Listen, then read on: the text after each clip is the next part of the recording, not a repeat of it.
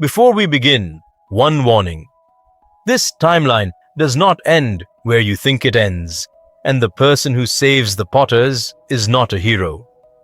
On the last night of October in 1981, there was a pumpkin on a doorstep in Godric's Hollow. It was not a good pumpkin. James Potter had cut it himself, badly, and the mouth had come out crooked, so it looked less frightening than mildly embarrassed. A candle burned inside it. The wind kept trying to put the candle out and kept failing. Inside the house, a 15-month-old boy was refusing to go to sleep. He had been walking for about 6 weeks, which meant that going to bed was now a matter he had opinions about. His father lay flat on the rug and let the boy climb over him like a hill. His mother sat on the arm of the chair with a cup of tea going cold in her hands, watching them, too tired to move. "He's going to be up at 5, said Lily. "He's going to be up at 5, James agreed. "But look at him. He's so pleased with himself." At 9:30, the boy fell asleep in the middle of the floor, mid-crawl, the way only very small children can. James carried him up. Lily blew out the candle in the pumpkin. They locked the front door, which was an ordinary lock, on an ordinary door, because there was no reason in the world to think that this house needed anything more. Nothing happened. That is the whole event. That is the entire thing that took place at Godric's Hollow on the 31st of October in 1981. A crooked pumpkin went out. A door was locked. 3 people slept until 5 in the morning when the boy woke everybody up, as promised. In the world we know, that house has no roof by midnight. In the world we know, that boy is famous before breakfast, an orphan before dawn, and by the following night he has been left on a doorstep in Surrey with a letter, and the rest of his childhood belongs to people who will never once say his mother's name kindly. None of that happened here, and the reason none of it happened has nothing to do with courage or love or a plan of Albus Dumbledore's. The reason is that 20 months earlier, on a staircase in a filthy pub in Hogsmeade, a 20-year-old man was holding the most valuable sentence in Britain, and he decided not to say it out loud. So let us go back to that staircase. Because to understand what Severus Snape's silence bought, you have to understand what it cost, and by the time we are finished, you may not be sure which of those was bigger. It was February in 1980, and it was raining the particular way it rains in the Scottish Highlands, which is sideways. The Hog's Head was the sort of inn where the glasses were never quite clean and nobody ever asked your name. Upstairs, in a small room with a sloping ceiling, Albus Dumbledore was interviewing a woman for a teaching post, and he had already decided not to hire her. Her name was Sybil Trelawney. She was the great-great-granddaughter of a genuinely famous seer, and she had spent the last 20 minutes explaining this at length while making almost no successful predictions. Dumbledore was being kind about it, because he was usually kind about it. He was preparing the sentence people use when they want to end an interview gently. He never got to say it, because Sybil Trelawney stopped talking, and then began talking again in a voice that did not belong to her. It came out of her like something being poured. And what it said, roughly, was this: a child was coming who could undo the Dark Lord. The child would be born as July ran out. The child's parents would be people who had faced the Dark Lord 3 times and lived through it. The Dark Lord himself would mark the child as the one thing he feared, and in doing that, he would hand the child a strength he could not even imagine. And in the end, only one of them could remain. One of the 2 would die at the other's hand, because neither could truly live while the other still walked the earth. Then she sagged in her chair, blinked, and asked whether Dumbledore would like more tea. She did not know what she had said. She never would. That is how it works with her, but somebody else had heard part of it. On the stairs outside, crouched under a threadbare hanging, was a young man in a wet black coat. He was 20 years old. He had thin shoulders and a Death Eater's mark under his left sleeve that was still new enough to feel like a promotion. He had come to Hogsmeade because his master had told the newer recruits to make themselves useful, and Severus Snape had a talent for being where people did not expect him. He heard the beginning. He heard about the child and July and the parents who had defied his master 3 times. Then the floor creaked under him, and a hand the size of a spade closed on the back of his collar. Aberforth Dumbledore ran that pub, and Aberforth Dumbledore did not care who your master was. He hauled Snape down the stairs by the coat, threw him into the mud of the yard, and told him what he would do to him if he came back. Snape lay in the wet for a moment and then got up and stood there in the dark with rain running off his nose. Now, this is the moment. This is the entire video, right here in about 4 seconds of one young man's thinking. In the world we know, Severus Snape ran. He apparated straight to his master and repeated what he had heard, and his master listened and started looking for a baby, and the whole of the next 17 years grew out of that report like a tree out of a crack. Here, standing in the mud behind the Hog's Head, Snape did something almost nobody in those 17 years would have predicted of him. He did the arithmetic. Because 6 weeks earlier, Snape had watched a man named Avery kneel on a stone floor in Wiltshire and try to explain a piece of information that had turned out to be worth nothing. Avery had heard a rumor that the ministry was moving something valuable. He had brought it in fast, because he wanted to be the one who brought it, and the rumor had been half a rumor, and the Dark Lord had made an example of him that Snape could still hear when he closed his eyes. Avery had not died. Avery had simply stopped being someone people asked for things. And what did Snape have? He had half a sentence from a woman he had not seen, who had been thrown out of a job interview in a pub in the rain. He had a child who did not exist yet. He had no name, no family, no place.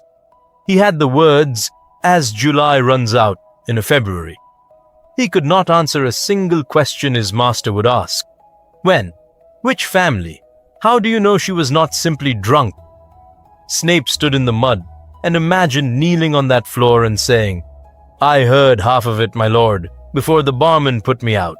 Then he imagined coming back in a month with the whole thing, the full prophecy, names, dates, a gift wrapped in ribbon, brought by the cleverest young man in the country who was not going to make Avery's mistake. That was the decision. Not mercy, not doubt.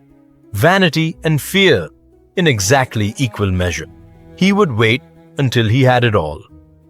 And here is the joke the universe played on Severus Snape. He never got it all. Because within the week, Albus Dumbledore did something that made no sense to anybody who knew him, and hired Sybil Trelawney on the spot and moved her into a tower at Hogwarts and told her never to leave the grounds. She spent the next 40 years inside the only building in Britain that Snape's master could not enter. Whatever else she had said that night went up the stairs with her and stayed there. Snape went home to his rooms in Spinner's End, and he waited for a better moment, and the better moment did not come. And after a while, a young man's plan to impress his master became simply a thing he had not mentioned. You know how that works. Everybody knows how that works. Every person who has ever failed to send an important letter knows exactly how that works. 200 miles south, in a house in Godric's Hollow, Lily Potter was 5 months pregnant and had told almost nobody. Snape did not know. That is worth sitting with for a second, because it changes what kind of story this is. He was not protecting her. He had no idea she was in it. If you had told him that night that the sentence in his mouth was a loaded wand, pointed at Lily Evans, he would have gone white and run all the way to Wiltshire the other way, and this video would not exist. He kept quiet to protect his own reputation.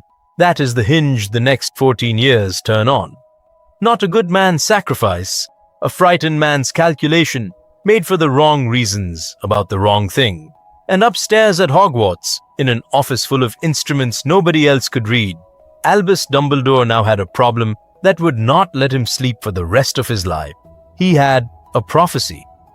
He was the only person on earth who had heard the whole of it, and the prophecy did not name anybody. He knew a child would be born as July ended. He knew the parents would be people who had stood against Voldemort 3 times and survived. And he knew, because he ran the organization that kept the records, exactly how short that list was. By the end of July, in 1980, it was 2 names long. Neville Longbottom, born on the 30th. Frank and Alice's boy. Harry Potter, born on the 31st. James and Lily's. 2 boys, 30 hours apart. And the prophecy had told him how the tie would be broken. The Dark Lord would mark one of them, the Dark Lord would choose, and the choosing itself would be the thing that made the child dangerous. Which meant that Albus Dumbledore was now waiting for Lord Voldemort to select a child to murder, because that was the only way the sentence in his head could come true. And Lord Voldemort was never going to do it, because nobody ever told him. Deep under London, in a hall with shelves that go up further than the light reaches, the Department of Mysteries keeps every prophecy ever spoken in Britain in a small glass ball. In the summer of 1980, an unspeakable whose name is not recorded anywhere took a new ball down to shelf 97 and wrote the label for it. The label said who had spoken it and who had heard it and who it concerned. It read that this was Sybil Trelawney speaking to Albus Dumbledore concerning the Dark Lord, and then it needed a second name, and the unspeakable did not have one. So he wrote a question mark and put the ball on the shelf and went home. Remember that ball. It sits in the dark for 14 years without a name on it, and the last thing that happens in this story happens to it. Now let us talk about what a war looks like when nobody's chasing a baby. You have to understand how badly the First War was going by 1980, because the ending we know has spoiled it for us. We remember it as the war Voldemort lost. It was not. It was the war Voldemort was winning, right up until he walked into a nursery and stopped existing for 13 years. Take that nursery away, and what is left is simply a country losing. In the spring of 1980, Dorcas Meadows was killed. Voldemort did that one himself, which he almost never bothered to do, and everyone understood the message. In the autumn, Gideon and Fabian Prewett were cornered by 5 Death Eaters at once and fought until there was very little left to bury. Molly Weasley lost both her brothers in one night. Her only daughter was born the following August, and she was not named after either of them, because Molly could not say their names out loud for 2 years. Benji Fenwick was found in pieces. Caradoc Dearborn walked out of a safe house in Devon and was never found at all, in any state, ever. The McKinnons were killed in their house, the whole family, in one visit. Edgar Bones went the same way, with his wife and his children, and his sister Amelia had to identify what was left of them and then go into the office the next morning because there was nobody else to do her job. That is, the Order of the Phoenix, in 1980 and 1981. Not a plucky band. A funeral, once a fortnight, in the rain, with the survivors standing closer together each time because there was less of them to fill the space. And they had a leak. Everybody knew they had a leak because information that only 12 people held kept arriving somewhere else. Alastair Moody had drawn up a list of who could possibly be selling them out, and every name on it was a friend. The leak was Peter Pettigrew. He had been at it for about a year. He was not clever and he was not brave, and those 2 facts together are exactly what made him useful, because nobody watches the friend who is bad at things. In the world we know, Peter's betrayal reached its point in October of 1981 when he gave up an address and got 2 people killed and then framed the man who had trusted him with it. He spent the next 12 years as a rat in a boy's pocket, which is the closest thing to justice that story managed. Here, there was no address to give up, so Peter simply kept working. For years. And every single thing he handed over cost somebody something, and none of it ever had his name on it. Meanwhile, in the tower office at Hogwarts, Albus Dumbledore was making the worst decision of his life, very carefully, for very good reasons. He had 2 names. Two babies, born a day apart, one of whom might be the only person capable of finishing this, and he had a spy inside his own organization that he could not identify. So think about what happens if he tells anyone, if he tells James and Lily. He has to tell them why, and then two exhausted, furious young parents are carrying a secret that makes their 15-month-old son the most important object in Britain. If he tells Frank and Alice, the same. If he tells the Order, the leak carries it straight to Wiltshire, and Voldemort learns something he currently does not know, and the child gets marked, and the prophecy comes true in the most expensive way possible. The only version where those two boys stay safe is the version where the most dangerous man alive never hears a word about them. So Dumbledore said nothing to anybody for 12 years. He did the only other thing he could do, which was to quietly keep both families away from the front. James Potter, who was one of the 3 best duelists the Order had, spent most of 1981 doing courier work and guarding empty buildings. Frank Longbottom, who was an aura of terrifying quality, kept getting assigned to paperwork and to the training of recruits. They both noticed. Of course, they noticed. "He thinks we have gone soft," James said one night in a kitchen in Godric's Hollow with the baby asleep upstairs. "That is what it is. We had a child, so now we are the ones who fetch things."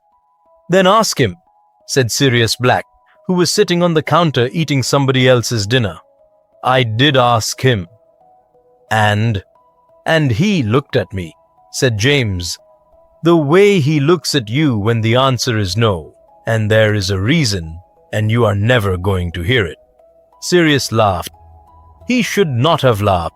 Nobody in that kitchen had any way of knowing that they had just described the exact shape of the thing that would kill James Potter 8 years later, which was that Albus Dumbledore loved him too much to tell him the truth. So the 31st of October in 1981 came and went with a crooked pumpkin and a locked door. The following week, Voldemort did something Dumbledore had not planned for, because Dumbledore had spent 2 years planning for a man who was distracted, and this was a man who was not.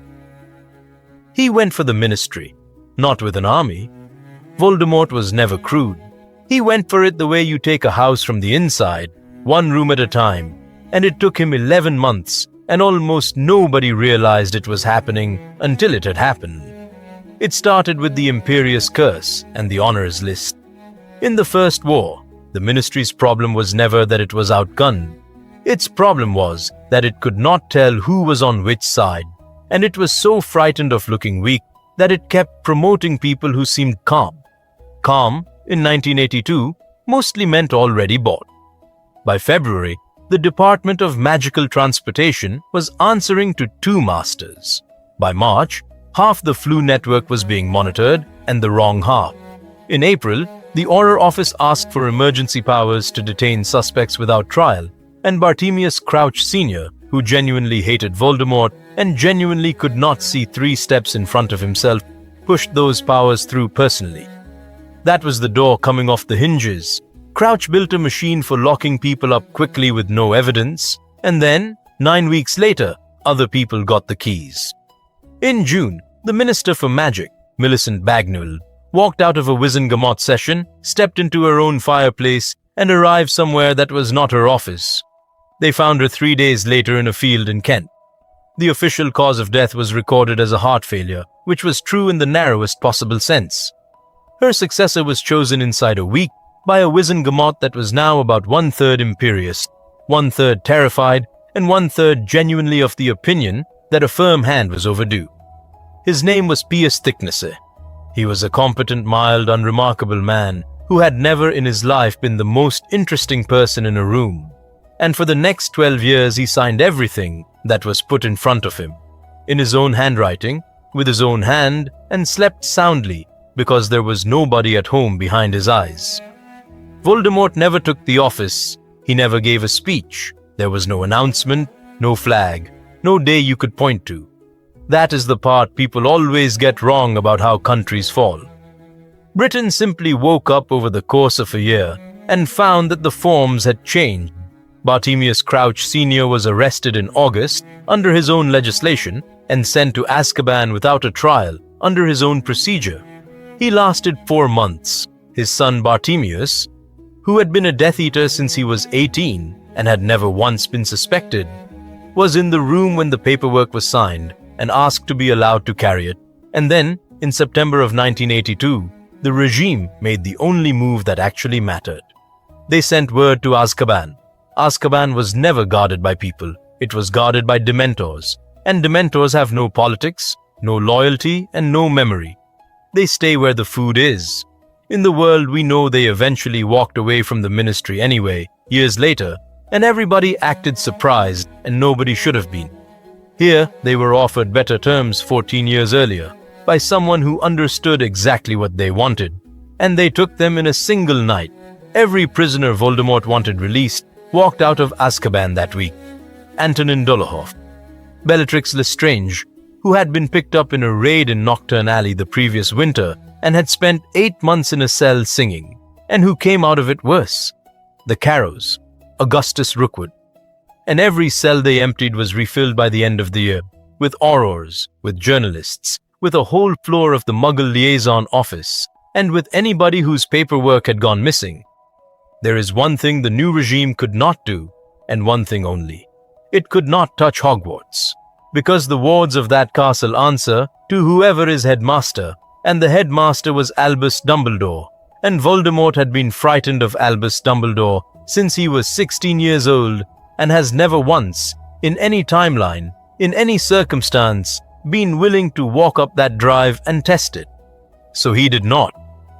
He simply drew a line around the school and took everything else. So what does a school look like when it is the last free acre of a country?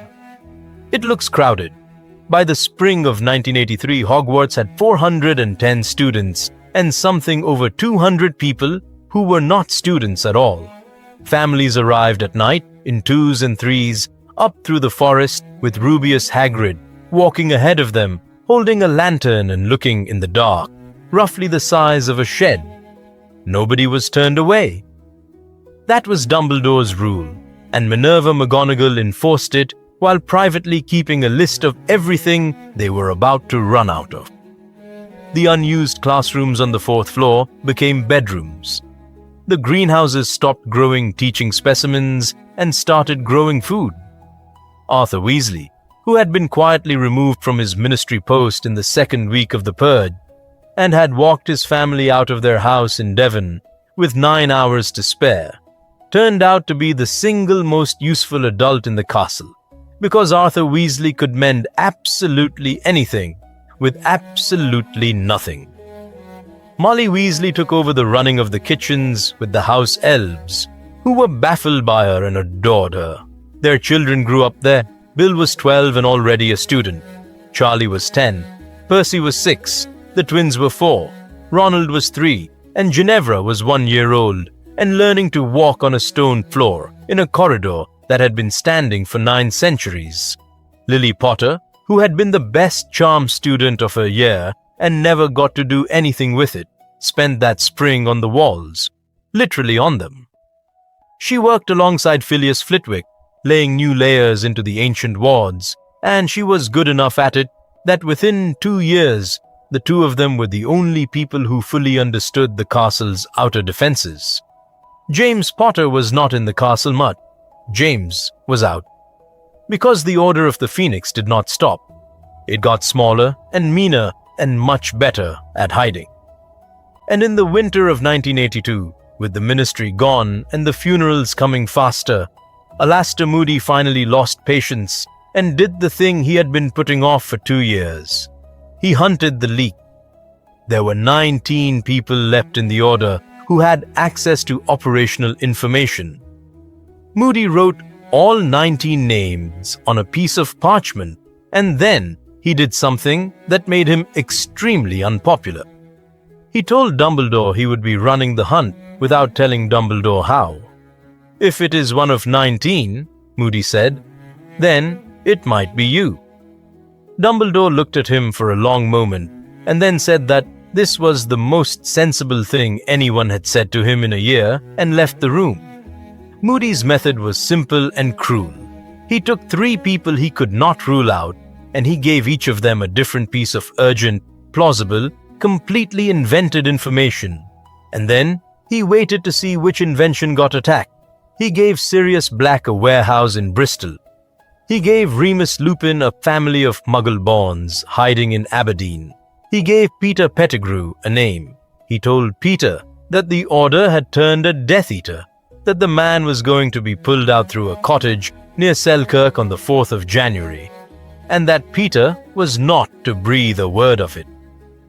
On the 4th of January, 22 Death Eaters hit an empty cottage near Selkirk and found Alastor Moody, 3 Aurors who had gone underground rather than serve, and every trap Moody had built in 30 years of a bad temper.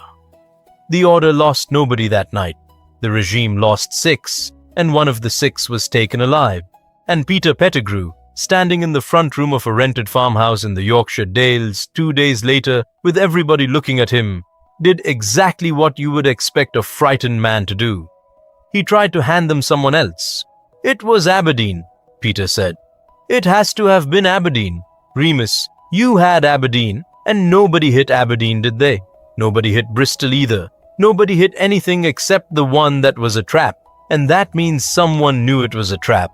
And I'm only saying, we all know Remus has been going off to those packs. We all know he has. And Greyback is out there recruiting. And if anybody had a reason to want to be on the other side," he got about that far. Remus Lupin did not shout. He never shouted. He just stood up, and he said very quietly, "Say the rest of it, Peter." And Peter, who had been rehearsing the rest of it for 11 months, could not get it out. Because Sirius Black had gone completely still in the corner, and Sirius, whatever else you want to say about him, had spent 7 years at school in a room with these 3 men, and knew exactly what each of their faces did when they lied. "Nobody hit Bristol," Sirius said slowly, "because there is no warehouse in Bristol." "What?" "There is no warehouse. Moody made it up. He made all 3 of them up, Peter." Sirius took 1 step forward. "So how do you know nobody hit Aberdeen?" The room went quiet, in a way that rooms do about 1 second before something breaks. Peter Pettigrew had been an animagus since he was 15 years old, and the 3 men in that room with him were the only 3 people alive who knew it. He was a rat, in under a second, and he was down a gap in the skirting board before Sirius's curse took the door frame apart. They took that farmhouse apart, looking for him, floorboard by floorboard, and Sirius went at those walls like a man trying to dig through to the other side of the world, and they did not find him, because you never do. Remus stood in the wreckage of the front room afterwards with plastered dust in his hair. "You suspected me," he said. "Not for a second," said Sirius. "Do not do that." Remus's voice was still perfectly level. "You did. Since June. You stopped telling me where you were going in June, Sirius, and I noticed, and I did not say anything because I thought, well, he is right too. I would suspect me." Sirius did not have an answer for that. There is not one. That is the thing Peter Pettigrew actually stole in the end, and he stole it years before he was found out, and years before anybody could give it back. 3 men who would have died for each other spent 11 months looking sideways at one another, and after that, they were friends again, and it was never quite the same friendship. They got the 11 months back. They never got the rest. 3 weeks later, the regime published its new Coordinating Committee for Public Order in the Daily Prophet, which the regime now owned, and the photograph on the front page had 11 people in it. Pius Thicknessy in the middle, smiling with nobody behind his eyes. Lucius Malfoy on his right, because of course. Corbin Yaxley. A very young Dolores Umbridge, standing at the end of the row in pink, holding a clipboard, delighted to be included. And in the second row, third from the left, in robes that were obviously new and obviously expensive, and obviously did not fit him. A small, round-shouldered man with thinning hair blinking at the camera. Sirius Black read that newspaper standing up in the Hogwarts kitchens at 6 in the morning. He looked at the photograph for a long time. Then he put his fist through the end of the nearest table, and Molly Weasley cleaned up the blood without saying one word about it, and the war went on. Here is a question nobody in the world we know ever had to answer. What is it actually like to be a child in a besieged castle? Mostly, it is normal. That is the strange part. Children are appallingly good at deciding that whatever is happening is simply how things are. Harry Potter learned to read in a library with 1,000,000 books in it. He learned to swim in the lake badly, with Sirius shouting instructions from a rock. He knew the names of 42 portraits, and which 3 of them would lie to you for fun. He thought a staircase that changed its mind was ordinary, because for him it was. He also knew, by the time he was 6, that there was a line at the bottom of the drive that you did not cross, and that the reason had a name, and that you did not say the name in front of his mother. "Why can we not go out?" he asked her in the summer of 1986. He was on the low wall by the greenhouses. She was rebuilding a ward that a probe had chewed through the night before, and her hands were shaking, and she did not want him to see that, so she kept working. "Because there are people out there who would hurt you," Lily said. "Why?" "Because we are on this side and they are on that side." "Why?" And Lily Potter stopped and put her wand down and thought about it properly, because she had made a rule with herself when he was born that she would never lie to him just to make a conversation shorter. "Because a long time ago," she said, "a man decided that people like me should not be allowed to have magic. My mother and father did not have magic. They were as ordinary as bread, and they were better people than almost anyone I have met since. And a man decided that meant I stole mine." She picked her wand back up, and enough people agreed with him that here we are. "That is stupid," said Harry, who was 6. "Yes," said Lily. "It is the stupidest thing there is. That is what nobody warns you about. That is the childhood, warm and safe and entirely surrounded, with adults who came back from things and adults who did not. Neville Longbottom was in that same year group of castle children, and Neville's version was harder. In the November of 1984, Frank Longbottom walked into an ambush outside Coventry. They did not kill him. That was deliberate, and it was worse. Voldemort's people had worked out something the Order took years to catch up with, which was that a captured Auror is worth more than a dead one forever, because his friends will keep coming for him. Frank went to Azkaban. His wife Alice came back to Hogwarts with a 4-year-old and a wand she never put down again, and for the next 6 years she did the most dangerous work in the Order and volunteered for all of it, and Dumbledore let her, because he had learned by then that stopping her would simply make her go alone. So Neville grew up with a mother he saw for about 9 days a year and a father who was a photograph on a shelf. He was a quiet child. He was not a brave child. He cried easily.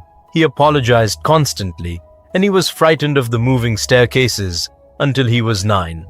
Remember that. It matters later, and it matters a lot. In 1985, an old woman died alone in a house in London, screaming at a portrait, and her surviving son inherited everything she owned and everything she had tried to leave to somebody else. Sirius Black had not set foot in number 12, Grimold Place, since he was 16 years old. He walked back into it at 25, looked at the umbrella stand made out of a troll's leg, and said one word that I am not going to repeat. Then he gave the house to the Order.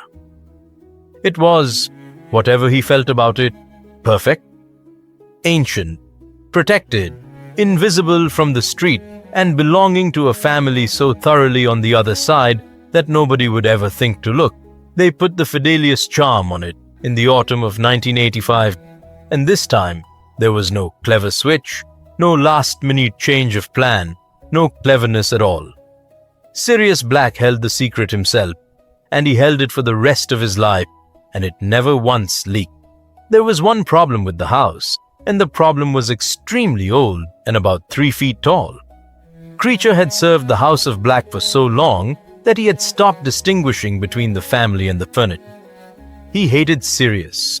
He hated everyone Sirius brought into the house. He spent most of his time in a cupboard under the boiler talking to himself, and when he came out, he would stand in doorways and mutter about blood traitors until somebody threw something at him.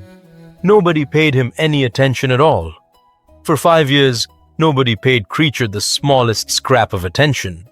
There was a locket in that cupboard, heavy, gold, with a serpent worked into the front of it in green stones.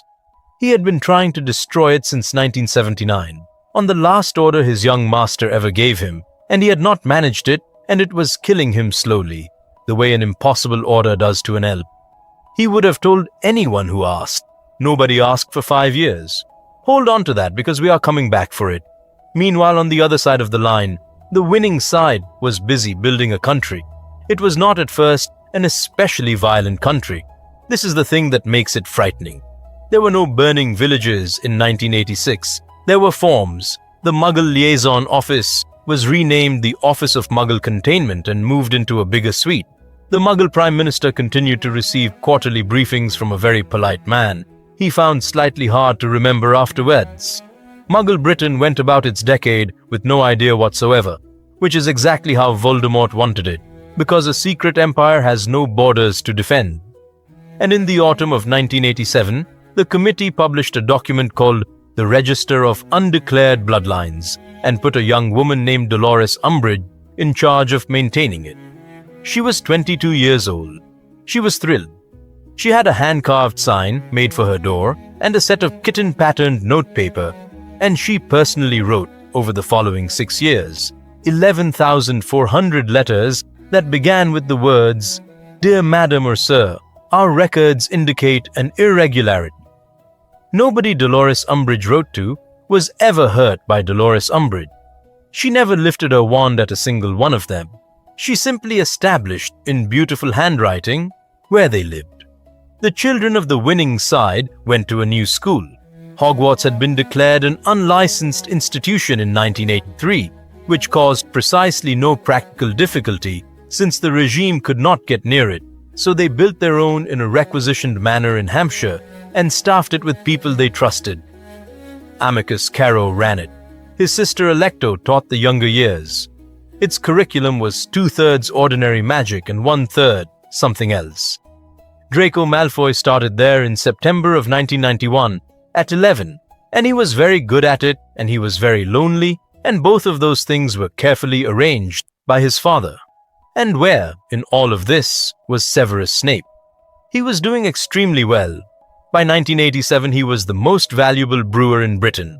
He had a laboratory in a wing of a requisitioned house in Wiltshire, a staff of 4 who were terrified of him, and the personal attention of the only man whose opinion he had ever wanted. He was 27 years old, and he had everything that the boy in the wet coat behind the hog's head had been reaching for. And he had a hole in the middle of him, the shape of one unsaid sentence. Here is the thing about serving a legilimens. Voldemort read people the way other men glance at a clock. Not deeply, not always, not out of suspicion. Casually, constant. Snape watched him do it at a dinner table in 1986. A man named Selwyn was talking about a shipment, and Voldemort, who had not appeared to be listening, said mildly, "You are lying about the number." And Selwyn's face came apart, and that was that. Snape went back to his rooms that night and sat on the edge of the bed with his hands flat on his knees for about an hour. Then he started to learn occlumency. Not to spy.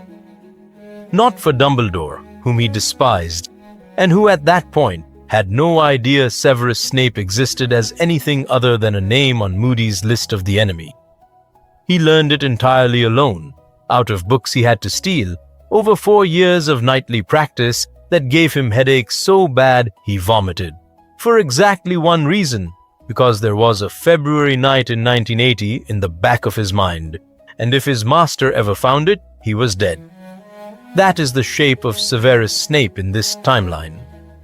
A brilliant, decorated, well-fed man in an expensive coat, building a wall inside his own skull, every night, for years, around a secret he thought was only about his own career.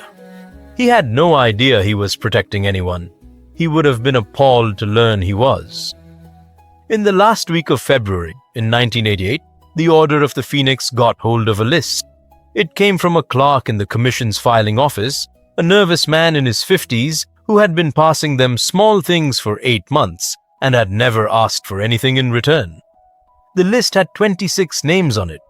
26 Muggle-born witches and wizards, families with children among them, being held in a bonded warehouse on the Liverpool docks while their paperwork was processed. Processing took 9 days. On the 9th day, they would be moved to Azkaban. There were 6 days left when the list reached Hogwarts. Sirius Black said it was obviously a trap. Alastair Moody said it was obviously a trap. Alice Longbottom said it was obviously a trap, and that she would like to know what difference that made, because the 26 names were real people, and one of them was 4 years old, and the regime had worked out something nobody in that room could argue with. The regime had worked out that it did not need to invent a lie. It only needed to tell the truth in a place of its choosing and let the order come. They went, because of course they went. That is what the order was for. If they had ever once decided not to go, there would have been nothing left of them worth the name. The extraction was Remus Lupin's job. It had been Remus's job for 6 years, and he was extraordinary at it because moving 30 terrified strangers quietly through a hostile city is not a dueling problem. It is a patience problem, and Remus Lupin had more patience than the rest of them put together. He had done it 11 times. He had never lost anybody he could not go. The 3rd of March in 1988 was a full moon. There is no arrangement you can make about that. There is no potion in the world at that date that keeps a werewolf standing on 2 legs. Wolfsbane would have let him keep his own mind inside the animal, and it did not exist yet, and even when it did exist, it would not have helped, because the body goes regardless. Remus Lupin spent the night of the 3rd of March locked in a cellar under the shrieking shack, out of his senses, as he had spent 1 night in every 29 for his entire life. So James Potter took the extraction. He was good at it. Not as good as Remus. Good enough. He had Sirius with him, and Kingsley Shacklebolt, and Alice Longbottom on the roof, and Moody at the water gate, and they got into that warehouse at 1:20 in the morning and had the first 11 people out through a portkey inside 6 minutes. Then the doors closed. It was Antonin Dolohop who came through the main floor with 30 men behind him. Dolohop, who had killed Gideon and Fabian Prewett 6 years earlier and had reportedly complained afterwards that it had taken 2 of them to make it interesting. What happened over the next 19 minutes is not a battle. It was a corridor and a portkey at the end of it, and 26 people who had to be pushed through that portkey in groups of 5, and a doorway that somebody had to stand in while it happened. James Potter stood in the doorway. He got 22 of the 26 out. The last group went through with Sirius shoving them, and Sirius turned round to grab James's arm, and James put his hand flat on Sirius's chest and shoved him backwards through the portkey instead. That is all. That is the whole of it. He was 27 years old. They came out on the lawn at Hogwarts at 10 minutes to 2 in the morning. 22 rescued strangers and 8 members of the Order, in the rain, and Minerva McGonagall came down the steps with her tartan dressing gown over her nightclothes and started counting people and got to the end and stopped. Sirius Black was still holding James's glasses. He had taken them off the floor without noticing that he had done it. He stood on that lawn with them in his fist for about 4 minutes and would not let go of them and would not let anybody near him. And then Lily Potter came out of the doors and he did let go, and he told her. Harry Potter was 7 years old. He was asleep on the 4th floor. His mother woke him up at 3:30 in the morning because she had decided in the time it took to walk up 4 flights of stairs, that he was going to hear it from her and not from somebody at breakfast. He did not cry that night. He cried 8 days later for no visible reason over a plate of toast and could not stop for 2 hours. Remus Lupin came up from the shrieking shack at 9 in the morning on the 4th of March, the way he always did, aching everywhere in yesterday's clothes. He got about 40 feet into the entrance hall before he understood from people's faces that something had happened. And then he was told what it was. And then he was told which night it had happened on.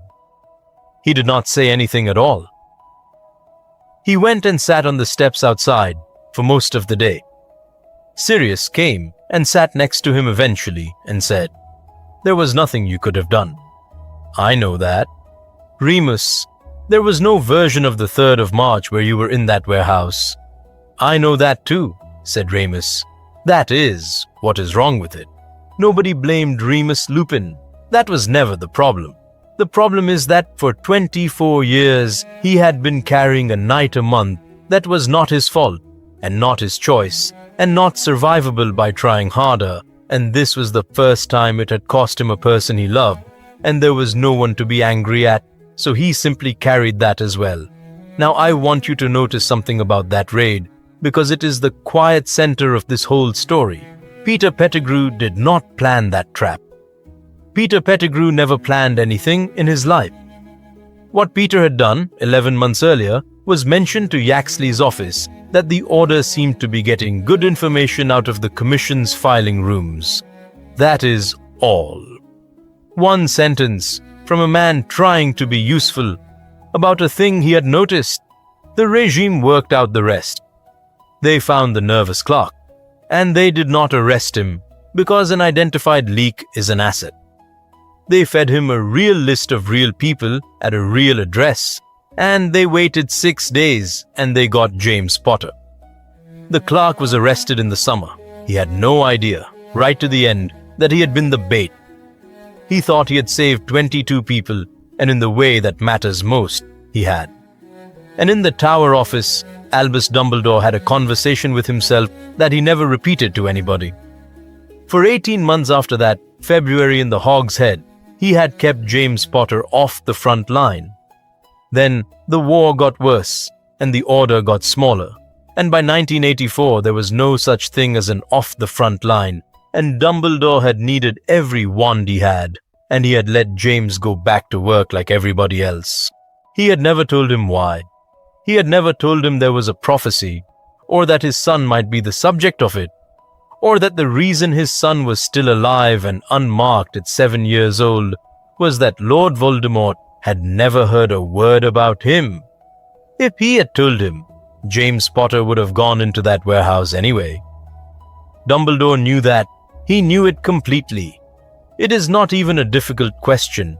He simply had to live from then on with the fact that he had never given James the chance to know what he was actually protecting. 2 weeks after the funeral, Harry Potter went and found Sirius Black in the courtyard and asked to be taught how to duel. "Yes," said Sirius, immediately. "Absolutely not," said Lily from the archway where she had been standing the whole time. They had that argument for 4 years. Lily won it until Harry was 11, and then she stopped winning it, and the reason she stopped winning it was a girl in a public library in Hampstead who had no idea that magic was real. But before we get to her, there is something Albus Dumbledore found out in the spring of 1990, 3 floors below his own office, from a very fat man who had been hiding in the castle for 8 years and drinking his way through the entire wine cellar. Horace Slughorn had arrived at Hogwarts in the winter of 1982 with 9 trunks, and he had not gone anywhere since. He was not brave. He said so himself, cheerfully, at every opportunity. He had spent 40 years collecting promising students the way other men collect stamps, and then the promising students had gone off and joined both sides of a war, and Horace had looked at the state of the country and decided that his talents were best deployed somewhere with thick walls and a well-stocked cellar. He taught 2 classes a week. He was very good at them. The rest of the time he sat in a warm room, and he did not talk about the past. By 1990, Albus Dumbledore had been circling him for 8 years. Here is what Dumbledore actually had, going into that spring, and I want to be precise about it, because this is exactly where lazy stories cheat. He did not know about Horcruxes. Nobody did. What he had was a collection of things that did not add up. He had a boy he had taught 50 years earlier who had asked strange questions about the soul, and then stopped asking them very suddenly. He had a duel in 1985 in which Voldemort had taken a curse from Moody that should have ended anybody, and had simply been irritated by it. He had the reports of 2 separate order members dying, saying the same odd thing about the way he moved. And he had a young man named Regulus Black, who had joined the Death Eaters at 18, and then in 1979 had gone somewhere alone without telling his brother, and had never come back, and had not been killed publicly, which was unusual because Voldemort killed deserters publicly on purpose. 4 loose threads and 40 years of teaching instinct. So Dumbledore went down to Horace Slughorn's warm room in April of 1990, and he sat down and he asked about a conversation that had happened in 1943. Slughorn said there had been no such conversation. Dumbledore said he had already checked the memory once, years before, and had found it clumsy, like a page with a word scratched out, and that he would very much like to see the original. What followed was not an interrogation. It took 4 visits over 5 weeks, and it ended with Horace Slughorn crying into a napkin in front of his own fire, because the thing he had spent 47 years not saying was that a 16-year-old boy had once asked him a question about dividing a soul, and Horace had answered it in detail, out of vanity, because it was flattering to be asked. The memory Dumbledore took out of that room contained the word Horcrux. It contained the number 7. It contained a boy's face, doing something very briefly that he had not meant anybody to see. And Albus Dumbledore went back up to his office and understood, in one afternoon, why he had been fighting a war for 11 years that he was never going to win. You cannot kill Lord Voldemort, not because he is strong, because the part of him that dies is not the part that matters.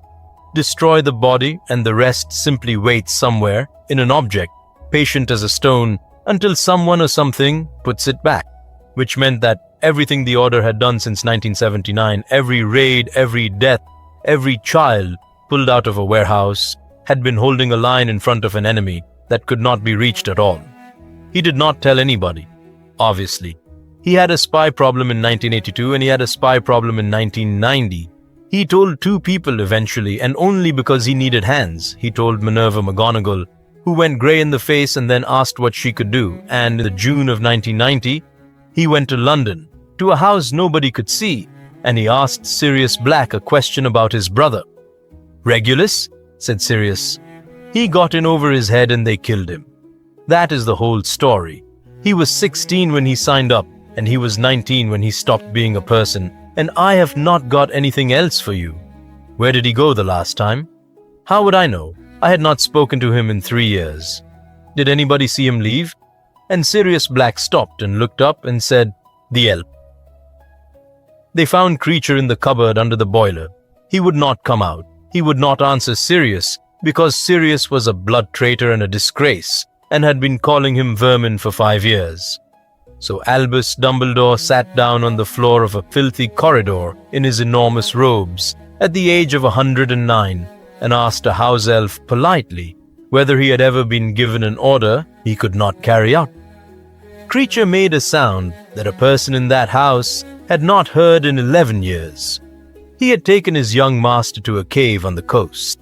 His young master had made him drink something out of a stone basin, and then had ordered him to leave, and to take a locket, and to destroy it, and never to tell the family.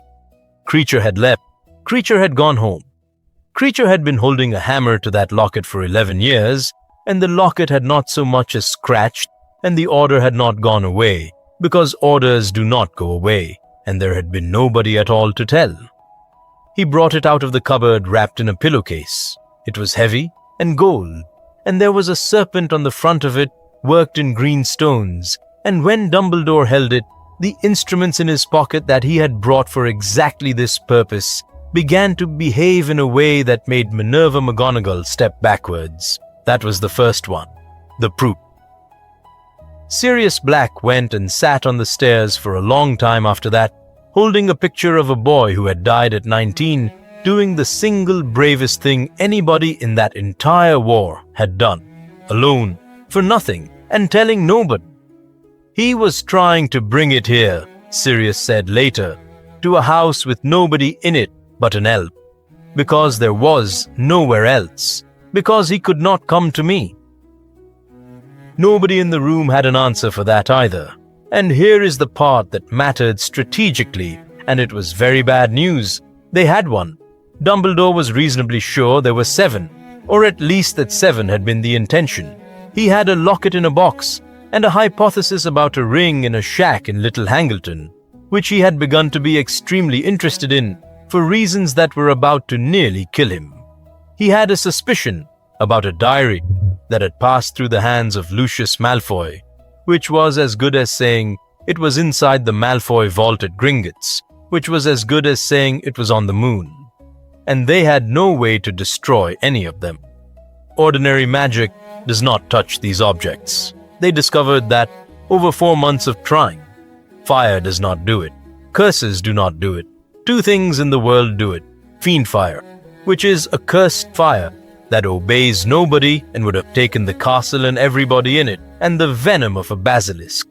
And Albus Dumbledore was almost certainly sitting directly above one. He had been Transfiguration Master in 1943 when a girl was found dead in a bathroom, and a boy named Tom Riddle handed the school a culprit who was not the culprit. He had never believed it. He had spent 47 years quietly certain that there was a chamber somewhere under his own feet with something enormous and very old asleep in it. He had never been able to open it. Nobody had in 1,000 years, except Salazar Slytherin and one 16-year-old boy, because the door does not answer to a spell. It answers to a language, and that language belongs to people who can speak to snakes. And there were perhaps 3 living human beings in the world who could do it, and 2 of them were Lord Voldemort and Lord Voldemort's snake. So there it was. The only weapon that could end the war was underneath the school, behind a door that could only be opened by the enemy. Dumbledore put the locket in a box, and locked the box, and put it in a drawer, and turned back to the war he could actually fight. Which brings us to the 8th of April in 1991, and the worst night's work the Order of the Phoenix ever did on purpose. In February of 1991, the regime released 9 prisoners from Azkaban as a gesture of national reconciliation, which is a thing governments do when they want a photograph. One of the 9 was a bookbinder from Hogsmeade named Alfred Yaxley, who was no relation to the Yaxley on the committee and had been arrested in 1985 because of it. He had spent 6 years in a cell on the 4th level. He came out weighing 7 stone, and he could not stand daylight. And the first thing he did when he got to Hogwarts was ask for a piece of parchment. He wrote down everybody he had heard. That is what prisoners do. There is nothing else to do. You learn the voices and the coughs and the order of the doors, and you keep the list in your head because holding a list is a way of staying a person. There were 61 names on Alfred Yaxley's parchment. 40 of them belonged to people whose families had held funerals. The 11th name on the list was Frank Longbottom.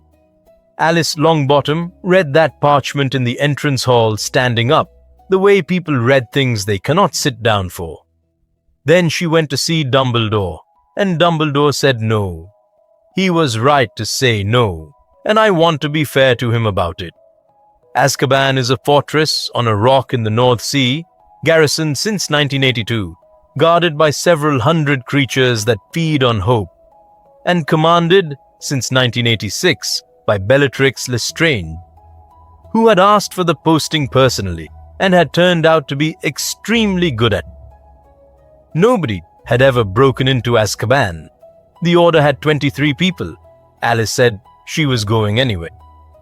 Dumbledore looked at her for a while, and then he did the thing that made people follow him for 100 years, which was to stop arguing and start planning.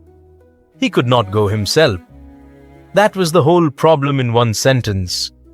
The wards of Hogwarts are tied to the headmaster, and Voldemort had watchers on every road out of Hogsmeade, and if Albus Dumbledore left that castle for a night, the news would be in Wiltshire within the hour, and there would be no castle to come back to. He had been trapped by his own fortress for 9 years, and he had never once said so out loud. So the raid went without him. 19 people. And they picked the date around the moon. They had done that for every operation since March of 1988. It was never discussed and never written down, and nobody ever explained it to Remus Lupin. But from the 4th of March, 1988 onwards, the Order of the Phoenix did not schedule anything on a full moon, ever, for any reason. If the moon was wrong, they waited. Remus worked out why in about a fortnight. He never mentioned it either. The 8th of April, 1991, was 9 days after the moon, and the sea was terrible and they went anyway. Here is what Azkaban actually costs. You cannot fight a Dementor. There is nothing to hit. What you can do is produce a Patronus, and a Patronus is not a weapon, it is a memory strong enough to stand up in public, and the number of adults in Britain in 1991 who could produce one under pressure was very small. The Order had 8. Lily Potter's was a doe. Sirius Black's was an enormous shaggy dog. Remus Lupin's was a wolf, which he hated and never spoke about. Kingsley Shacklebolt, who had been an Auror for 4 years and had gone underground rather than sign the new oath, produced a lynx. Alice Longbottom's was a hare. Moody's was something none of them could identify, and Moody would not say. Emmeline Vance's was a heron. 8 Patronuses, 400 Dementors, and 1 flight of stairs. They came in from the water on the north side at 2 in the morning. Getting in was, unbelievably, the easy part, because nobody defends a wall against people trying to get onto a rock in the North Sea in April. They took the outer gate in 90 seconds and the guard room in 4 minutes, and then they were inside the tower and going up, and the Dementors came down the stairwell towards them like water finding a drain. They held 8 silver shapes in a black stairwell, and behind them Alice Longbottom counting doors. They found Frank on the 4th level in the 11th cell, and Alice got the door open, and her husband did not know her. He looked at her the way you look at furniture. He had been in that room for 6 years and 5 months. He had stopped talking in 1988. He was 36 years old and he had white hair. She got him up. Sirius carried him for the first 2 flights. And that was when it went wrong because Bellatrix Lestrange was not asleep. And Bellatrix Lestrange had a garrison of 30 and a very good idea of where they had to come back to. They fought that fight in a stairwell for 19 minutes. There was no room to be clever in it. Moody took a curse that opened his leg from the knee down and finished the fight on the wall with one arm hooked through a bracket, and lost the eye 11 minutes later to something Dolohov threw from below. Kingsley Shacklebolt held a landing on his own for 2 of those minutes, which nobody who was there ever stopped talking about. Emmeline Vance held the top of the stairs. She was 34. She had joined the Order in 1980 after her brother was killed in Diagon Alley, and she had done 11 years of it without ever once being the person anybody wrote about. She held the top of the stairs so that a woman she barely knew could get a stranger down them, and her heron went out, and the cold came through, and she was still standing when it reached her. They could not go back for her. Sirius tried. Moody, with 1 leg and 1 eye, physically took hold of him and would not let go. And that is not an argument Sirius Black won, then or ever. 19 people went to Azkaban. 18 came back, and one of them was carried, and one of them had left 2 pieces of himself on the stairs, and they brought out 1 prisoner. 1. That is what breaking into Azkaban costs, not a triumphant montage. 1 man who did not know his wife, and a heron going out at the top of a stairwell. Neville Longbottom was 10 years old. They would not let him into the hospital wing for 3 days. When they did, he stood at the end of the bed and looked at a thin white-haired man who was looking at the ceiling, and he said, "Hello," and nothing happened. And he said it again, and nothing happened, and then he climbed up onto the bed and sat next to him and did not say anything else for 2 hours. That is the version of Neville Longbottom that this timeline built. Not the boy whose parents were taken from him in one night before he could remember it. A boy who spent 6 years being told his father was dead and then got him back broken and then sat with him. Frank Longbottom came about halfway back over 3 years. He learned to talk again in the autumn. He never held a wand again. What he did instead, from 1992 onwards, was sit in a chair in the staff room with a quill and reconstruct, out of 6 years of listening through a stone wall, every single thing he had heard. 22 families were told that somebody they had buried was alive. Not all of those stories ended well. Some of them ended very badly indeed. But they were told, and being told is not nothing. And Frank Longbottom did that with a hand that shook so much that Alice had to hold his wrist. And in among the names and the doors and the coughing, Frank remembered one thing that made Albus Dumbledore go extremely quiet. For 3 years, the cell next to Frank's had held a goblin. He had been an accounts keeper at Gringotts, arrested for refusing to open something, and he had talked endlessly to the wall, because goblins in prison talk about their work. He had talked about the Lestrange vault. He had talked about the fact that Bellatrix Lestrange visited it 4 times a year, which is an absurd number of times to visit a vault, and that in 1983 she had brought something into it herself, and had put it in with her own hands, and had cursed the shelf it sat on, and had told the goblin present that if the object were ever moved, the Dark Lord would take the head of every goblin in the building. Dumbledore listened to all of that, and then went upstairs and stood at his window for a long time. He now knew where a second one was. It was 400 feet under London, inside the most secure building in the wizarding world, behind a dragon, in the private vault of the most dangerous woman in Britain, in a country that Lord Voldemort ran. He wrote it down in a book he kept locked, on a page with the locket on it, and under the entry he wrote 3 words that Minerva McGonagall found after he died and could not bring herself to read twice. Not in my lifetime. 5 months later, on the 1st of September 1991, the Hogwarts Express did not run because there was no railway line anybody could safely use, and 41 children walked up the drive instead. One of them was Harry Potter, who had lived in the castle since he was 2 and had to be sorted into a house anyway, which he thought was the funniest thing that had ever happened to anybody. The Sorting Hat had not sung since 1982. It was asked every year, and every year it said the same thing, which was that it would sing again when there was something to sing about. Minerva McGonagall thought this was theatrical. Nobody argued with it. It still sorted though, and in September of 1991 it sat on the head of a boy it had been watching walk past it in a corridor for 9 years. "Well," it said, "you already live here." "I know," said Harry. "Do you understand how strange that is?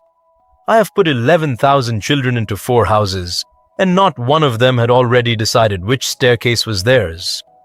Sorry. Do not apologize to a hat." It thought for a while. "You are not gentle. People are going to say you are, because your mother is, and you are not. You are the other thing. You go towards it." "Towards what?" "Whatever it is," said the hat, and put him in Gryffindor.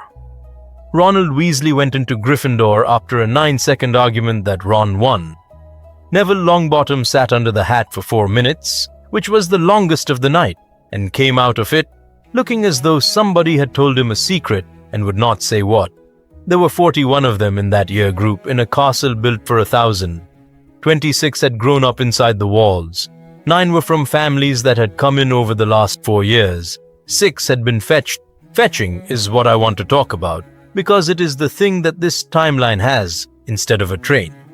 There is an object in the headmaster's office at Hogwarts that has been there since the founders. It is a book, and beside it is a quill. And when a magical child is born anywhere in Britain, the quill writes the name down. Nobody operates it. Nobody has ever worked out how it knows. It simply writes. That book is the reason Hogwarts letters arrive at houses where nobody has ever heard of Hogwarts. It is also, from 1982 onwards, the single most valuable object in the country, because the register of undeclared bloodlines that Dolores Umbridge maintained in her office with the kitten note paper was an attempt to reconstruct by hand from tax records and hospital lists and neighbors the exact information that was sitting in a book in a tower she could not reach. Every summer, Minerva McGonagall opened that book, wrote out the names of the children turning 11, and then sat down with a map and did the worst arithmetic in the world. Some of the children were in wizarding families on the wrong side and could not be approached. Some were in families that had registered, which meant the house was what? Some were Muggle-born and completely unknown to anybody, which was the best case because nobody was watching a house nobody knew about, and every year there were more names than there were people to go and get them. In the summer of 1991, there were 73 names in the book. They reached 6. The commission reached 11, which is a number I am going to leave sitting there without comment. The rest stayed where they were, unregistered and untaught, and grew up as muggles who were occasionally very good at finding lost things. Name number 55 on that list belonged to a girl born on the 19th of September 1979 in London to 2 dentists. Hermione Granger was 11 years old for most of that summer and turned 12 in the middle of September. Which is why, if you ever meet her, she is a full year older than Harry Potter and in exactly the same class. She had read 300 books. She had no friends at school because she corrected people, and she had not yet learned that this is a choice. She had made a list at the age of 9 of everything she intended to be, and she had it in a drawer, and none of the things on it were possible for a person who was about to find out what she was about to find out. Her house had been watched since June. That is why they could not go in the summer. The commission had opened a file on the Granger family in the spring because a neighbor had reported that the daughter had made a piano play by itself at a birthday party, and Dolores Umbridge had written a very polite letter, and after that there was a man in a car at the end of the road 4 days a week. So Hogwarts waited 11 weeks and watched the Watchers, and worked out that the man in the car went off duty on Wednesday evenings, and on Wednesday the 16th of October 1991, 2 people knocked on the front door of a house in Hampstead at 7 in the evening. Remus Lupin did the talking about safety. Lily Potter did everything else, and Lily Potter was there for exactly one reason, which is that, in 1971, a woman had come to a house in Cokeworth to explain to a mill worker and his wife that their 9-year-old daughter was a witch, and Lily could remember every single thing about that conversation, including which parts of it had frightened her mother. She had been doing this since 1985. She was the best in Britain at it. She sat in the Grangers' front room with a cup of tea she did not drink, and she did not start with magic. She started with the piano. "Has anything else happened?" she said. And Mrs. Granger, who had not admitted this out loud to her own husband, said, "The books move." It took 2 hours. At the end of it, Hermione Granger was sitting on the stairs with her arms round her knees, having been told by a woman with red hair that she was a witch, that there was a school, that the school was under siege, that there was a government that kept a list of people like her, that her name was on it, and that she had until roughly Sunday to decide. She asked 41 questions. Remus counted, because he counted things when he was nervous. Question 33 was, "If I go, do my parents come?" "Yes," said Lily, "if they want to. There are 31 muggles in that castle already, and one of them is teaching mathematics, badly, to 11-year-olds who think numbers are a punishment." Question 41 was, "Why is your hand shaking?" Lily Potter looked at her own hand as if she had not noticed it. "Because my husband died getting people out of a warehouse," she said, "and I do this instead now, and it is very much harder than the walls were." They left on the Sunday.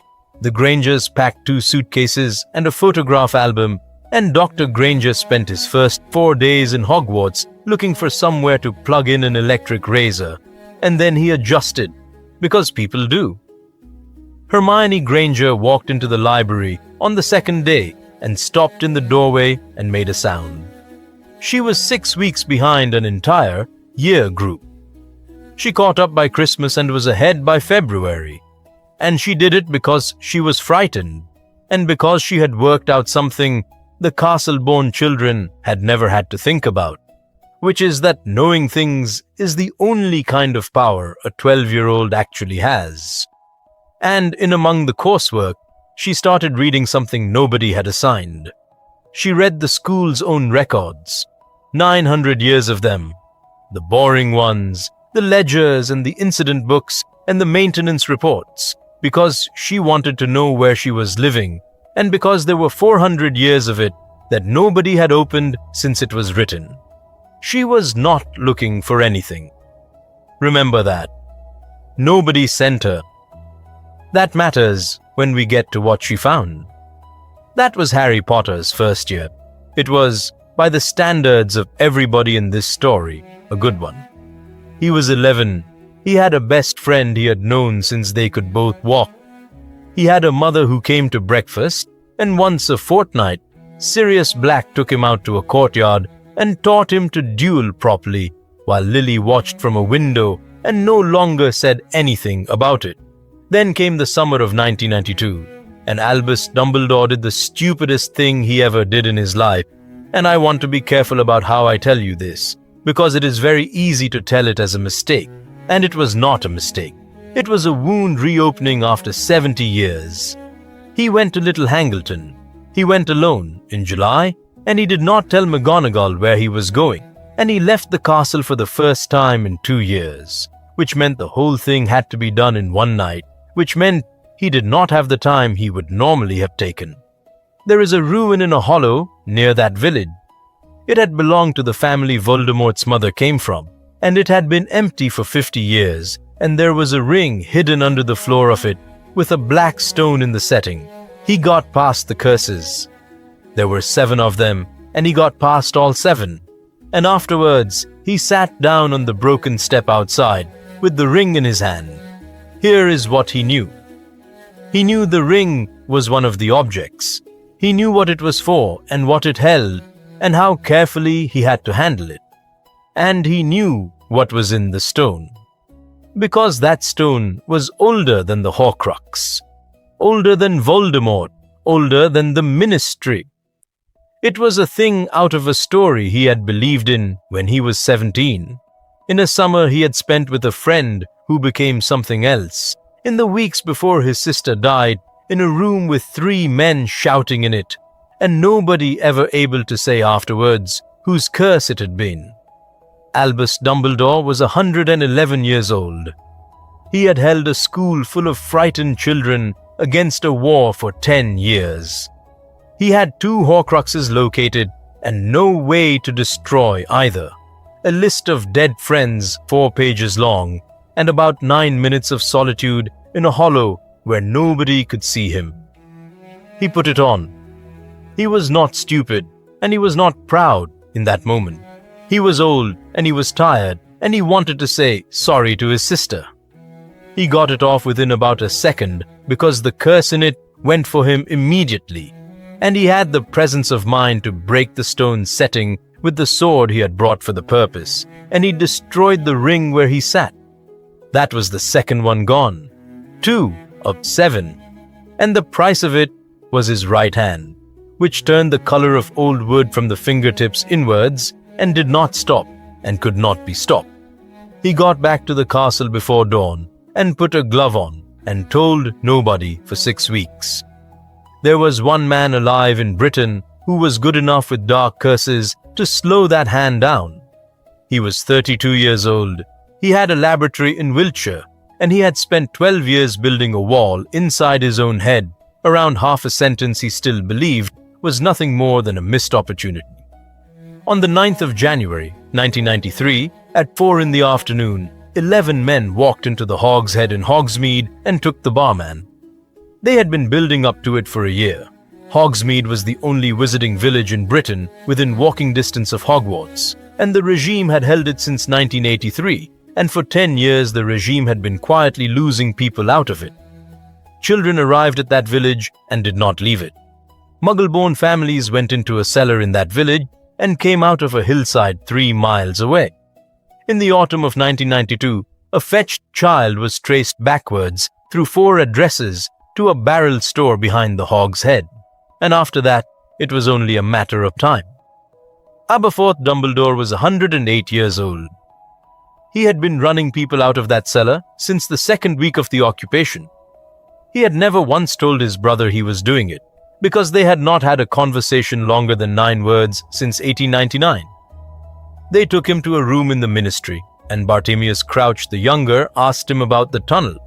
I am not going to describe what happened in that room. It went on for 2 days, and it was not clever, and Aberforth Dumbledore did not give them the tunnel, and I want that on the record, because he is about to become the most catastrophic accident in this entire story, and it needs to be understood that he was not a coward, and he did not break. What he did on the 2nd day was try to buy himself out of one question by answering a different one. That is a real technique. Interrogators know it, and they let you do it, because a man who is giving you something is a man who has started talking. Aberforth needed them off the subject of the cellar, so he reached for the oldest, deadest, most harmless thing he could think of. Something from years before any of this, something with no living person in it who could be hurt. He said roughly that he had never had any love for their lot, but he had never had any love for his brother either, and that he had proved it once, years ago, when he had thrown one of their own out of his pub by the collar. A skinny young man in a wet black coat who had been crouched on the stairs, listening at a door while Albus interviewed some fraud of a fortune teller for a teaching job, and that he had not had to do that, and had done it anyway, so they could take their questions about tunnels and go and boil their heads. That is all he said. He thought it was nothing. He thought it was less than nothing. It was a story about a boy and a barman and a woman talking rubbish in an upstairs room in 1980. Bartemius Crouch the Younger wrote it down, because he wrote everything down. And then he sat and looked at what he had written for about a minute and a half. A seer, a private interview, Dumbledore, and one of ours on the stairs. He took it to Lucius Malfoy, who took it upstairs, because neither of them was willing to be the person who had decided it was nothing. 14 days later, Severus Snape was invited to dinner. There were 9 of them at that table, and Snape had sat at it 100 times. The Dark Lord asked about a shipment. He asked about a batch of Veritaserum that had come out weak. He complained mildly and at length about the quality of people he had to work with. Then he said, without any change in his voice at all, "You were in Hogsmeade in the winter of 1980, and Severus Snape, who had been building a wall inside his own head every night for 7 years, said, 'I was in Hogsmeade a great many times in 1980, my lord.' That was the right answer. It was calm, it was true, and it was useless, and the wall held while he said it. It held for the 2nd question and the 3rd. It held for 11 minutes. The trouble with a wall is that it is a wall. Voldemort was not looking for the memory. He was too good for that. He was feeling for the shape of the room, and after 11 minutes, he found a place where the floor sounded different, and he stopped and put his weight on it. He got fragments. That is all he ever got, and it is enough. He got rain. He got a low ceiling and a smell of spilled beer. He got the back of a large hand closing on a collar, and mud, and a young man's heart going like a bird in a box. He did not get one single word of the prophecy. Snape held that. 12 years of headaches and vomiting and sitting on the edge of a bed at 3 in the morning. And it bought him that. And it turned out to be the most important thing anybody did in this entire war. But Voldemort now knew 3 things. A seer had spoken to Dumbledore in private in 1980.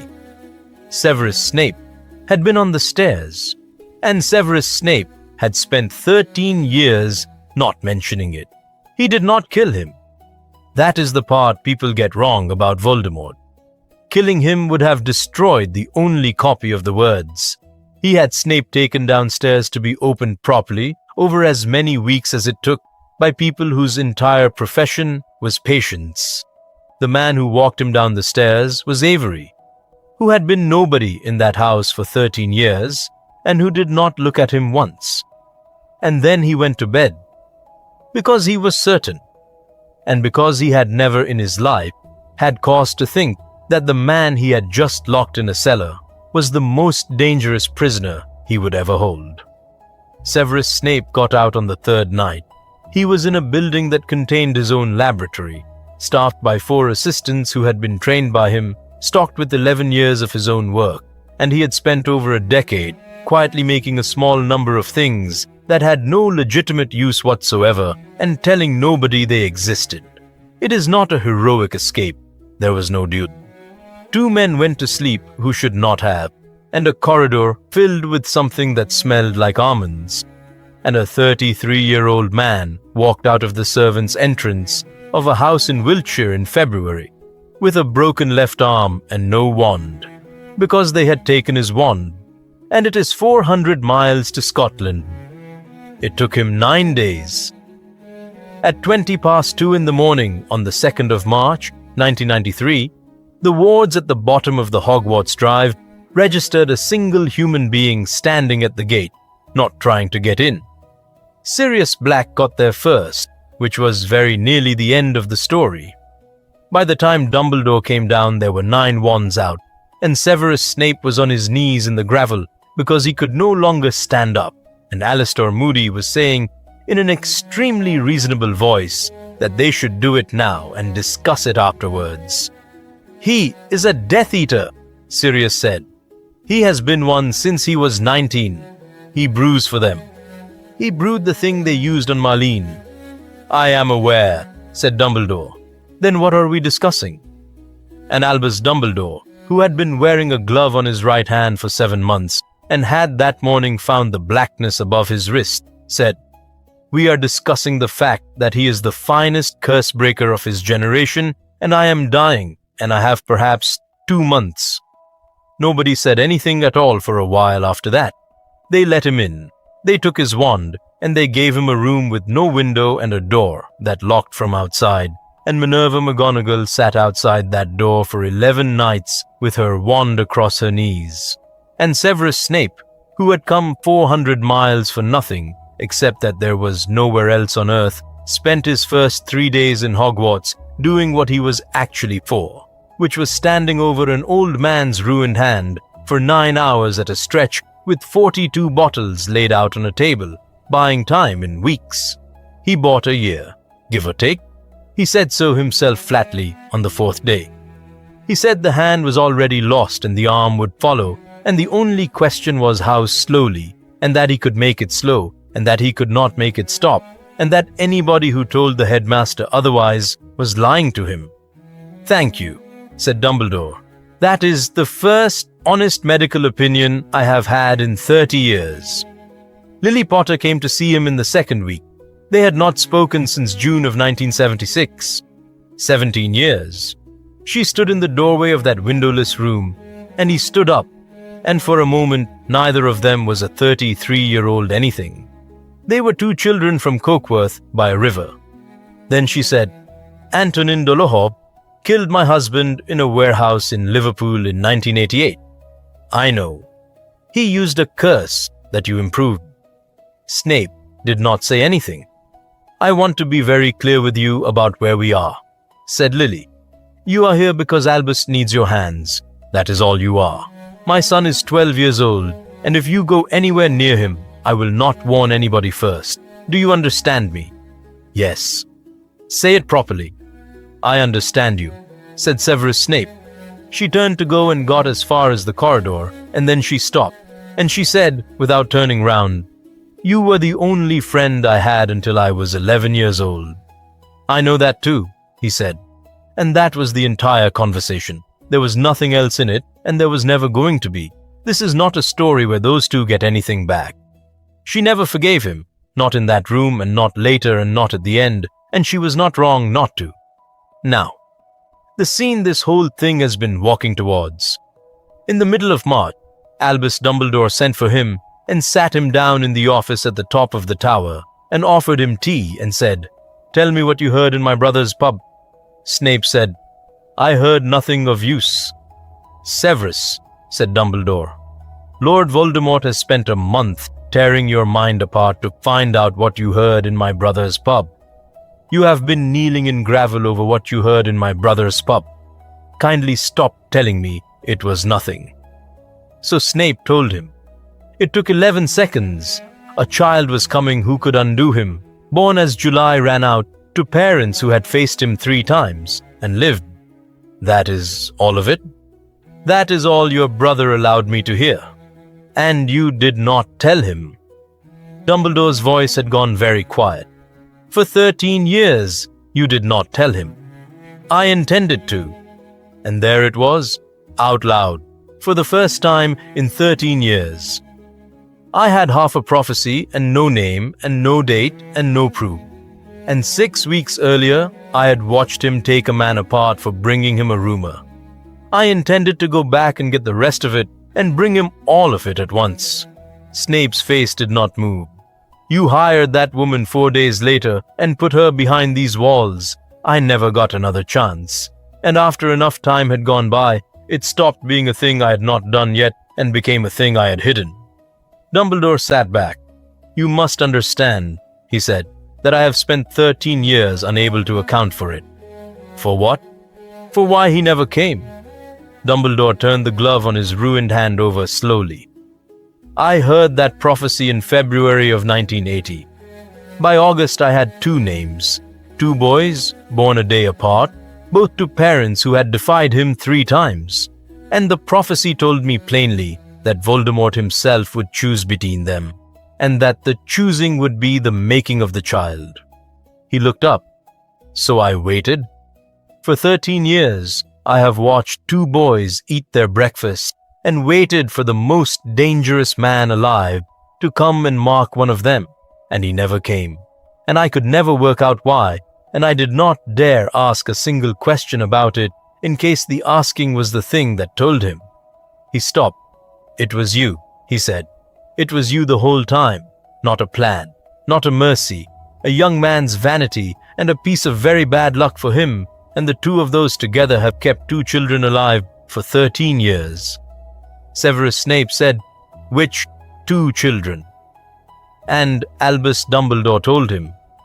He told him about the 2 names in August of 1980.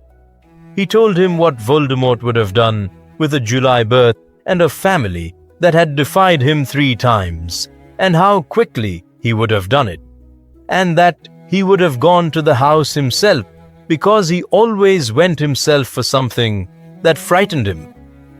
He told him that the reason Lily Potter was upstairs in this castle at that moment, alive, 33 years old, with a 13-year-old son, was that in February of 1980, a boy in the rain behind the Hog's Head had decided he would rather look clever later than look foolish now. Severus Snape sat in that chair and did not move for a very long time. He had served the man who would have killed her for 13 years. He had brewed for him, eaten at his table, been proud at his table. He had spent 7 years learning occlumency to protect his own career, and in doing so had built the only wall in Britain between Lily Evans and the thing that would have ended her before her son could walk. And she was never going to know. And if she ever did know, it would not help, because it was not a kindness. It was an accident wearing the shape of one. "There is nothing you can do with this," he said at last. "No," Dumbledore agreed. "I did think you should have it all the same. A man is entitled to know what his life has actually been for." Then he refilled the tea and changed the subject and asked Severus Snape whether he had ever heard Lord Voldemort speak to a snake. I need to go back 3 weeks, because while Severus Snape was walking north with a broken arm, Lord Voldemort was doing something that had never been possible before and would never be possible again. He was walking, in person, without hurry, into the Department of Mysteries. Think about what he had. He had a barman's story about a seer and a private interview in 1980. He had a servant who had concealed something for 13 years and had then run to Dumbledore. He did not have one word of the prophecy itself, but he knew, because everybody in his world knows, that every prophecy spoken in Britain records itself.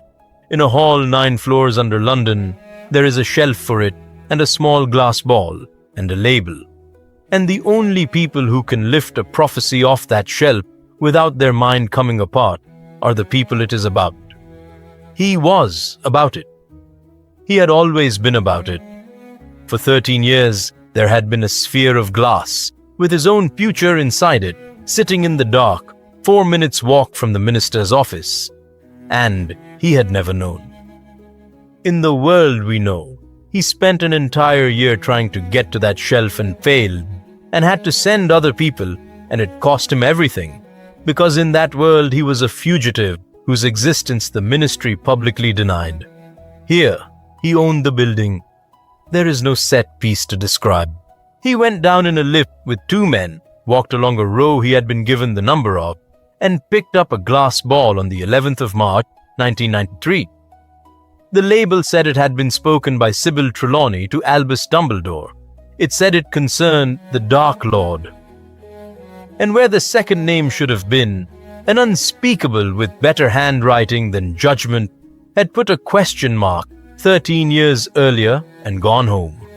He listened to all of it, every word, including the half that Aberforth Dumbledore's hand had taken away from Severus Snape in The Rain. And I want you to sit with what that actually did to him, because this is the moment this whole timeline turns over. He learned there was a child who could undo him, born as July ended, to parents who had faced him 3 times. He also learned the rest, that he, Lord Voldemort, would mark that child as his equal, that the marking would be his own doing, and that in the doing of it, he would hand the child a strength he could not imagine, and that afterwards, only one of them could remain alive. In the world we know, he never heard that part. He heard the threat and he went straight out and made it real, and the prophecy came true because he ran at it. Here, he was told the mechanism to his face. And Lord Voldemort was not a stupid man. He was, in fact, the cleverest man in Britain, and he understood immediately what he had been handed, which was a trap with the instructions printed on the side. He did not destroy the ball. That is worth noticing. He could have. He had it in his hand. Instead, he had it put back on the shelf and posted 2 men at the end of the rope. Lord Voldemort had never destroyed a piece of information in his life. He was a hoarder. That was the shape of him, right down to the bottom. He kept a diary of himself, and a ring in a floor, and a locket in a cave, and a cup in a vault, and he could no more have crushed that glass ball under his heel than he could have stopped breathing. Albus Dumbledore worked out later that he had exactly the same disease, and that he had had 13 years and every opportunity to walk into that hall and destroy that prophecy himself, and had never once seriously considered it, for exactly the same reason. 2 of the greatest wizards of the age, neither of them able to throw anything away. Right, So Voldemort now had a problem, and the way he solved it is the most frightening thinking he does in this entire story. Step 1 was arithmetic, and it took his people 9 days. St. Mungo's keeps birth records. The ministry keeps registrations. His own files, going back to 1975, listed every witch and wizard who had faced him and lived, and how many times. 9 days later, a sheet of parchment was put in front of him with 2 names on it. Neville Longbottom, born the 30th of July, 1980. Harry Potter, born the 31st. 13 years late, he arrived at the exact page Albus Dumbledore had reached in August of 1980. Step 2 was the clever part. He would not go himself. He would not raise his wand at either of them. He would not mark anybody, because the prophecy had told him that his mark was the mechanism. And if his mark was the mechanism, then the answer was obvious. Let somebody else do it. Let a stranger do it. Let an accident do it. If both boys died of something that was not Lord Voldemort, then the prophecy simply never started. So from April of 1993, for 13 months, Lord Voldemort tried to have 2 13-year-old children killed by absolutely anybody except himself. I am going to give you 3 of the attempts because they tell you everything about the year. In May, a consignment of 40 crates of dried goods came up the smuggling line from Hogsmeade, the same line the castle had been fed from for a decade, and 11 crates of it were poisoned. Not with anything exotic, with something slow and agricultural that took 4 days to present. 2 people died before anybody understood what was happening, and one of them was a 15-year-old Hufflepuff named Cecily Fawcett, and the other was Augusta Longbottom, who was 81 and who was Neville's grandmother, and who had been living in a room on the 3rd floor since 1984, complaining about the drop. Neville was in the hospital wing for that one too. He had got very good at hospital wings. That attempt failed, in the sense that it did not kill the 2 boys. Nobody in the castle called it a failure.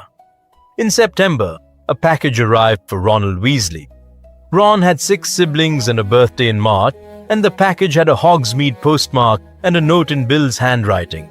And Bill was 22 and working out of Grimmauld Place, and it was entirely plausible that Bill would send him something. Molly Weasley opened her own son's post that day because Molly Weasley had opened every piece of post that came into that castle for 11 years. On her own initiative, without being asked, in a small room off the kitchens with a screen round it. It took the screen, most of the wall, and 3 fingers of her left hand. She was back in the kitchens in 9 days. When Arthur begged her to let somebody else do the post, she said, and I am told her exact words were these. And who would that be, Arthur? The third one I want to tell you about did not involve a poison or a package.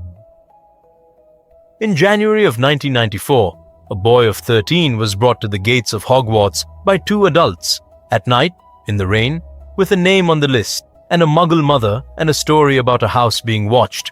He was real. That was the horror of it. He was a real boy, and the name was really in the book, and the mother had really been arrested 9 days earlier, and everything he said was true, because they had chosen a boy for whom everything would be true. They had put something in him. Not a curse he knew about. A compulsion buried under 3 layers, set to wake up on the 4th night in a dormitory. Severus Snape found it in 11 minutes. That is what Severus Snape actually did for that castle. In the 14 months he lived in it. He did not fight anybody. He was not forgiven by anybody. He stood at a table in a windowless room and he checked the food and the post and the water and the children. And on the 11th of January, 1994, he checked a frightened 13-year-old boy from Bristol and found a compulsion under 3 layers that would have opened a dormitory door from the inside. The boy stayed. He had no idea he had been carrying it. He is still alive, and he is a perfectly ordinary man now, and nobody ever told him. And in the tower, Albus Dumbledore watched 13 months of attempts arrive at 2 specific children and understood exactly what it meant. He has heard it, he said to Minerva McGonagall in the autumn of 1993. All of it. He has heard the part about the marking and he has understood it and he is being careful, which means we have somewhere between 6 months and 2 years before he loses patience. And there is one thing I know about Tom Riddle with total certainty, which is, he has never in his life been able to leave a thing to somebody else, said Dumbledore, when the thing frightens him enough. His right arm was black to the elbow. He was, by then, sleeping 4 hours a night with Snape's potions in him and lying about the rest, which is why, in the October of 1993, when a 14-year-old girl came to Minerva McGonagall's office holding a 900-year-old maintenance ledger, it was the best news anybody in that castle had received in 11 years. Hermione Granger had been reading the school's maintenance records for 2 years, on and off, for no reason at all except that they were there and nobody else had ever opened them. 900 years of ledgers, roof repairs, complaints about the kitchens, a 400-year argument about a leaking ceiling in the Charms corridor that 3 separate headmasters had failed to settle, and a problem with the plumbing on the 2nd floor that came up over and over for 6 centuries. In 1642, a workman recorded that a sink in the 2nd floor lavatory did not drain into anything he could find, and that the pipe below it ran the wrong way, and that he had followed it 40 feet down and given up. In 1711, somebody else wrote almost exactly the same note in almost exactly the same words, which is what people do when they have not read the previous note. In 1802, a plumber recommended sealing the room and was overruled on grounds of expense. And in June of 1943, the room was sealed anyway, permanently, by order of the headmaster, 3 days after a 14-year-old girl was found dead in it. Hermione took that ledger to Minerva McGonagall because she thought she had found a health and safety problem. She genuinely did. She had done the arithmetic on the pipe, and she thought there was a void under the 2nd floor that nobody had surveyed since the reign of Charles I. Minerva McGonagall read the page twice, put it down, and said, "Miss Granger, would you come with me?" There was one other witness, and she had been in that bathroom for 50 years. Nobody at Hogwarts had ever properly interviewed the ghost of Myrtle Warren, because Myrtle was difficult and loud and cried at people, and the castle had learned to walk round her the way you walk round a puddle. Albus Dumbledore had asked her questions in 1943 when she was newly dead and hysterical and had got nothing. He had not asked again in 50 years. He asked again on the 22nd of October, 1993, and he asked properly, and he sat down on the wet tiles to do it, which took him some time because of the arm. What Myrtle remembered was this. She had been crying in a cubicle. She had heard somebody come in, and it had been a boy, in the girls' lavatory, and she had come out to tell him off. And the boy had been standing by that sink, saying something that was not words. It went on for a while, and then there had been a noise like stone moving, and then she had seen a pair of enormous yellow eyes, and then she had been dead. She had told all of that to a teacher in 1943. The teacher had been extremely sorry about it and had not written it down, so now they had the door and they had confirmation of what was behind it. And they had one problem left. The door does not open for a spell. It opens for a language, and the language belongs to people who can talk to snakes, and there were none of those in the castle. There was, however, a man in a windowless room on the ground floor who had spent 11 years at the table of the only Parselmouth in Britain. Severus Snape could not speak a word of it. He said so repeatedly, and it was true. What he could do, because he had been 11 years in that house and had a memory like a locked cupboard, was reproduce a sound. He had heard Voldemort speak to snakes perhaps 40 times. There was a particular thing he said in a particular tone, at a doorway, to something on the other side of it. Snape had never known what it meant. He had, without ever intending to, remembered exactly how it sounded, because that is what you do when you live among things that could kill you. He stood in a flooded bathroom on the 29th of October, 1993, in front of a sink with a small scratched serpent on the tap. And he made a noise that was not a human noise, and got it wrong again, and on the fourth attempt, the sink sank into the floor. 6 people went down. Albus Dumbledore, who was told by 4 separate people not to, and who pointed out mildly that his was the only wand present that had ever faced Tom Riddle. Severus Snape, because if anything came up out of that hole, they would need a curse breaker. Alastor Moody, 1 leg, 1 eye, and entirely delighted. Sirius Black, Lily Potter, and Sturgis Podmore, who was 39 years old and had joined the Order in 1988 after the Liverpool warehouse, and who had spent 5 years being reliable and unremarkable and always available. Remus Lupin was not among them. The moon was a day off full, and by 1993, nobody in that castle needed to be told what that meant, and nobody said it out loud in front of him. Hermione Granger asked to come. Minerva McGonagall said no. Hermione argued for 4 minutes and lost and was right to lose, and spent that night sitting on the stairs outside the bathroom with her arms round her knees, which is a thing she does. I am not going to give you a long fight, because it was not a long fight. It was 90 seconds and it was mostly darkness, and it was the worst 90 seconds any of them ever had. A basilisk kills you by looking at you. That is the whole of its design. Everything else about it is decoration. You cannot fight a thing you cannot look at in a tunnel with 6 people who will kill each other with a stray curse in the dark. What they had was a phoenix. Fawkes came down that shaft like something dropped, and Fawkes went for the eyes, because a phoenix has done this before and does not need instructions, and once the eyes were gone, the thing in the tunnel was 50 feet of blind muscle in a stone pipe with 6 people in it. It got Sturgis Podmore in the first 20 seconds before the eyes were out, not the gaze. He had his back to it, and it came through a side channel nobody had mapped, and it struck him once. There is a thing in the world that cures basilisk venom, and it was in the air, 10 feet above him, blinding a snake. Dumbledore had about a second and a half to make that decision, and he made it, and Fawkes stayed on the eyes.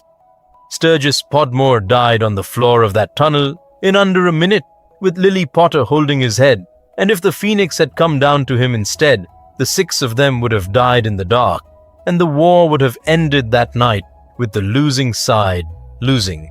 Albus Dumbledore never once, in the 8 months he had left, pretended that he had made any other kind of choice than the one he made. They killed it. Moody did the actual killing, with a sword that had hung in a case in the headmaster's office since before anybody in that tunnel was born, and it went in behind the jaw, and afterwards Moody sat down on the flooded floor and laughed until he had to stop. Then they collected the fangs. 19 of them, wrapped in cloth, carried up 900 steps by 5 people in one body. That night, in the headmaster's office, they got a locket out of a box. Sirius Black asked to be the one. Kreacher was there. Somebody had thought to send for him, and I have never been sure who, and it was the single kindest act in this entire story. He stood on a chair so he could see the desk. He had been under an order since 1979 that he could not carry out, for a boy of 19 who had drunk something in a cave and never come home, and he had held a hammer to that thing for 11 years in a cupboard while a house went on around him and nobody asked. Sirius put the fang through it.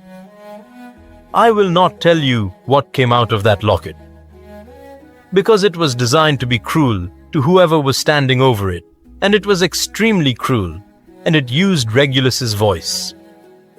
Sirius Black listened to all of it and did not stop.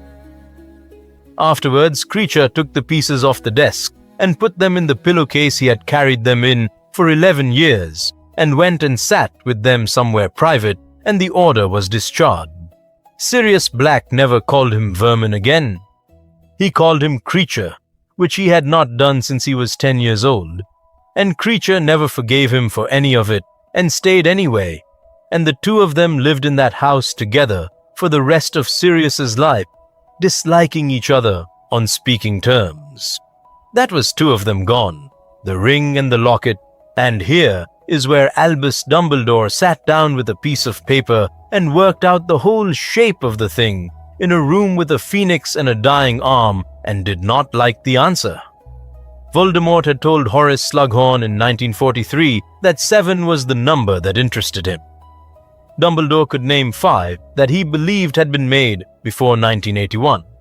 He had destroyed 2. He knew where a third was, 400 feet under London behind a dragon in Bellatrix Lestrange's vault. He suspected a 4th had passed through Lucius Malfoy's hands, and was therefore also in Gringotts. And he had a 5th suspicion that he wrote down that night and told nobody about for 4 months, because it was too large. In 1957, a young man had come to this castle and asked Albus Dumbledore for a teaching post. He had not wanted the post. Dumbledore had known at the time that he had not wanted the post, and had never worked out what he had wanted instead, and had spent 36 years with the question filed at the back of a drawer. He wrote it down properly for the first time on the 29th of October 1993. He thought Voldemort had hidden one inside Hogwarts. He never found it. He had 8 months left, and he spent a great many of his last nights walking his own corridors at 2 in the morning with a black arm and a lit wand. And he did not find it, and it was there, and it stayed there. That is not a loose end. That is the answer to a question people always ask about this timeline, which is why the war did not end in 1994. It did not end because 2 of 7 is not 7, and because the man who understood the problem ran out of time in the middle of it. He also, in the last week of October, did one more thing, and it turned out to be the most important administrative decision of the entire war. He gave Minerva McGonagall the book with the locked pages in it, and made her read it in front of him, and made her say the whole thing back to him out loud. "Why?" she said. "Because I am the only person who has ever known all of this," said Albus Dumbledore. "And that has been a catastrophic way to run a war, and I have finally noticed. The thing that killed Albus Dumbledore was a purchase order. In the March of 1994, a smuggler in Aberdeen was arrested with a manifest in his coat, and the manifest was routine, and it went into a filing room, and 6 weeks later, Lucius Malfoy read it, because Lucius Malfoy read everything. 40 ounces of powdered scarab, 11 pints of a particular resin, a quantity of dittany that would have kept a hospital going for a year, all of it going north, all of it going to one place. Lucius Malfoy had never brewed anything in his life. He did not need to. He simply understood, looking at that list, that somebody in Hogwarts had been holding back a curse of the very worst kind for over a year, and that whoever it was, they were losing. He was upstairs with it within the hour. Now. 2 things had been true for 11 years, and both of them were about to stop being true. The first was that Lord Voldemort would not go up that drive, because Albus Dumbledore was at the top of it. That was not cowardice. It was accurate. It had been accurate since 1945, when Dumbledore had duelled Gellert Grindelwald in front of witnesses and won, and had walked away from that duel holding Grindelwald's wand, which was not an ordinary wand and had not been for a very long time. Voldemort had spent 4 years chasing rumors of that wand. He had questioned 3 wand makers about it. He had never found out where it was, and the reason he never found out is that the man carrying it had never once, in 50 years, told a living soul. Dumbledore had exactly one plan for it, and he told Minerva McGonagall in April of 1994, in about 9 words, "He must never win it, so I must not be beaten. Albus, you are being beaten. Look at your arm."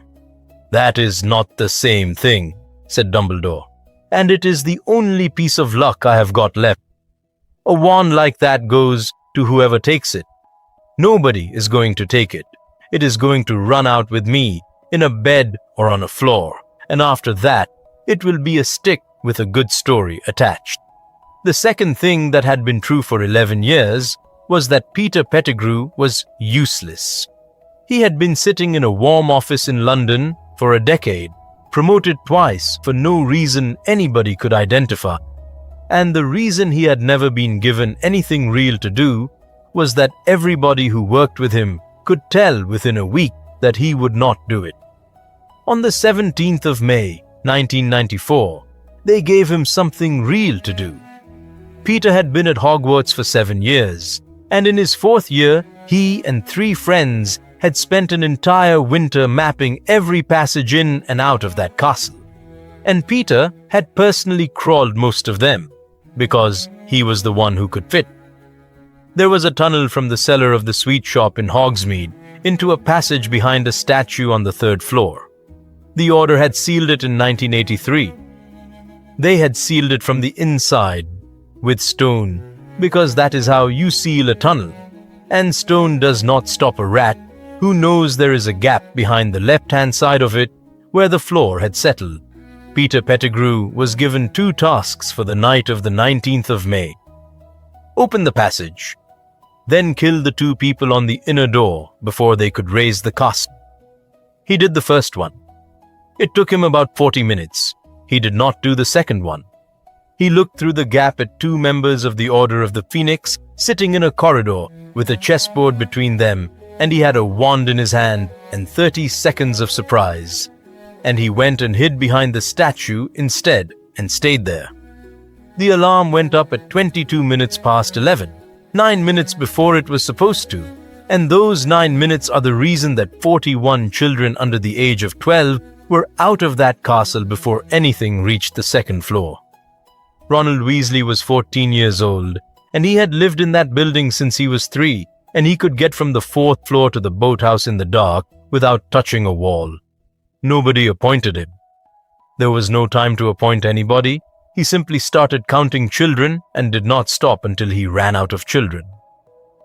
Luna Lovegood was 13.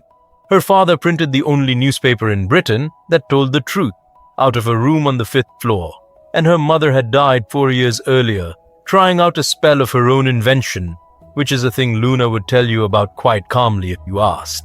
She went down that hill with the smallest ones, 11 of them holding a rope, and she talked to them the entire way about the lake in a completely level voice, and not one of those 11 children cried.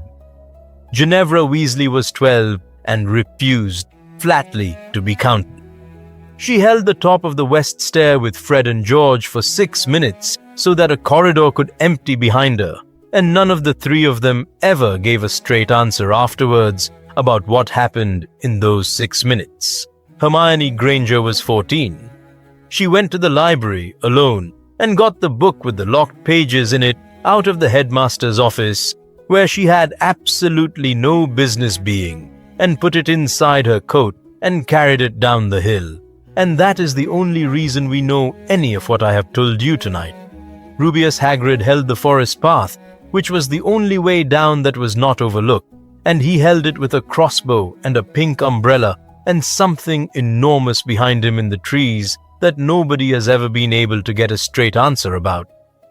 Arthur Weasley spent the whole night in the boathouse getting children onto the water, and did not know until 4 in the morning which of his own were alive. Horace Slughorn, who had spent 12 years telling anybody who asked that he was not a brave man, stood in the doors of the Great Hall for 11 minutes and would not be moved, and afterwards said that he had simply been in the way and had not liked to make a fuss. Frank Longbottom sat in a chair in the middle of the hall with a wand in his lap that he had not been able to use for 3 years because his wife had asked him to stay where his son could see him, and he did that, and it was the last useful thing anybody asked of him. The fighting in the grounds lasted about 2 hours, and I'm not going to walk you through it because it was 2 hours of people in the dark, and it deserves better than a list. Albus Dumbledore met Lord Voldemort on the front steps of the castle at 10 minutes past 1 in the morning. He was 112 years old, and his right arm had been dead to the shoulder for a month, and he held him there for 19 minutes. Everybody who saw it said the same thing afterwards, which is that it did not look like a fight. It looked like a very old man refusing to move out of a doorway. He was not beaten. That is the part that matters. And that is the part Voldemort never understood and never had a chance to understand. At about 1:30, in the middle of it, Albus Dumbledore's heart simply stopped, because the thing in his arm had reached it, and he went down on the steps of his own school with his wand still in his hand and nobody's spell in him. Voldemort stood over him for a moment, and picked up the wand and looked at it, and put it in his robes, and it did nothing for him at all, then or ever, and he died not knowing why. Then he walked into the castle to finish the arithmetic he had started 13 years earlier. He found them in the Great Hall. 2 boys, 13 years old, both born as July, ran out in 1980, standing in front of about 60 people who had not got out and were not going to. Alice Longbottom in the front of them with her wand up, Lily Potter beside her, Sirius Black, Remus Lupin, Moody, Minerva McGonagall, and a room full of people who had been losing this war for 15 years and had come to the end of the losing. He had, at that moment, a decision to make, and it was the same decision he had been avoiding for 13 months. He had heard the whole prophecy. He knew that his own mark on one of these children was the mechanism. He knew that his own hand was the thing that would make the enemy. And he looked at that room and found the loophole, the way clever, frightened people always do. The prophecy spoke of one child. One. So if there was no one, there was nothing. Kill both in the same minute, and the sentence had nobody left to be about. He raised his wand, and he did not know which of them to do first, and that hesitation lasted perhaps 2 seconds, and Neville Longbottom used it. I want to be careful here, because it is easy to make this sound like a boy discovering he was secretly powerful. He was not.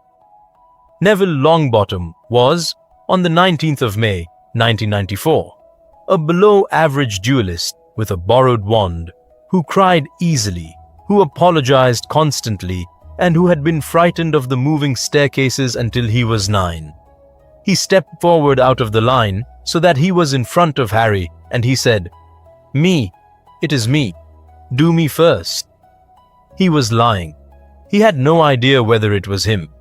He had worked out, in about a second and a half, that the man in front of him could only look at one of them at a time. Voldemort turned towards him because of course he did. And in turning towards him, he took his attention off a 13-year-old boy standing 8 feet to his left and off the man who had come out of the side corridor and was already moving. Severus Snape had no wand. They had never given him one back. 14 months in that castle, and Sirius Black had blocked it at every single meeting, and Snape had never once asked twice.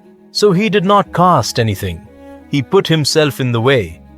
Voldemort saw him and stopped, and for a moment there was something on his face that had not been there in 50 years, which was surprise. "Severus," he said. Snape did not answer. "Step aside." Voldemort's voice was almost pleasant. "You are the best pair of hands in Britain, and I have been extremely patient with you. Step aside, and we will talk, and I will hear whatever explanation you have prepared." That was a real offer.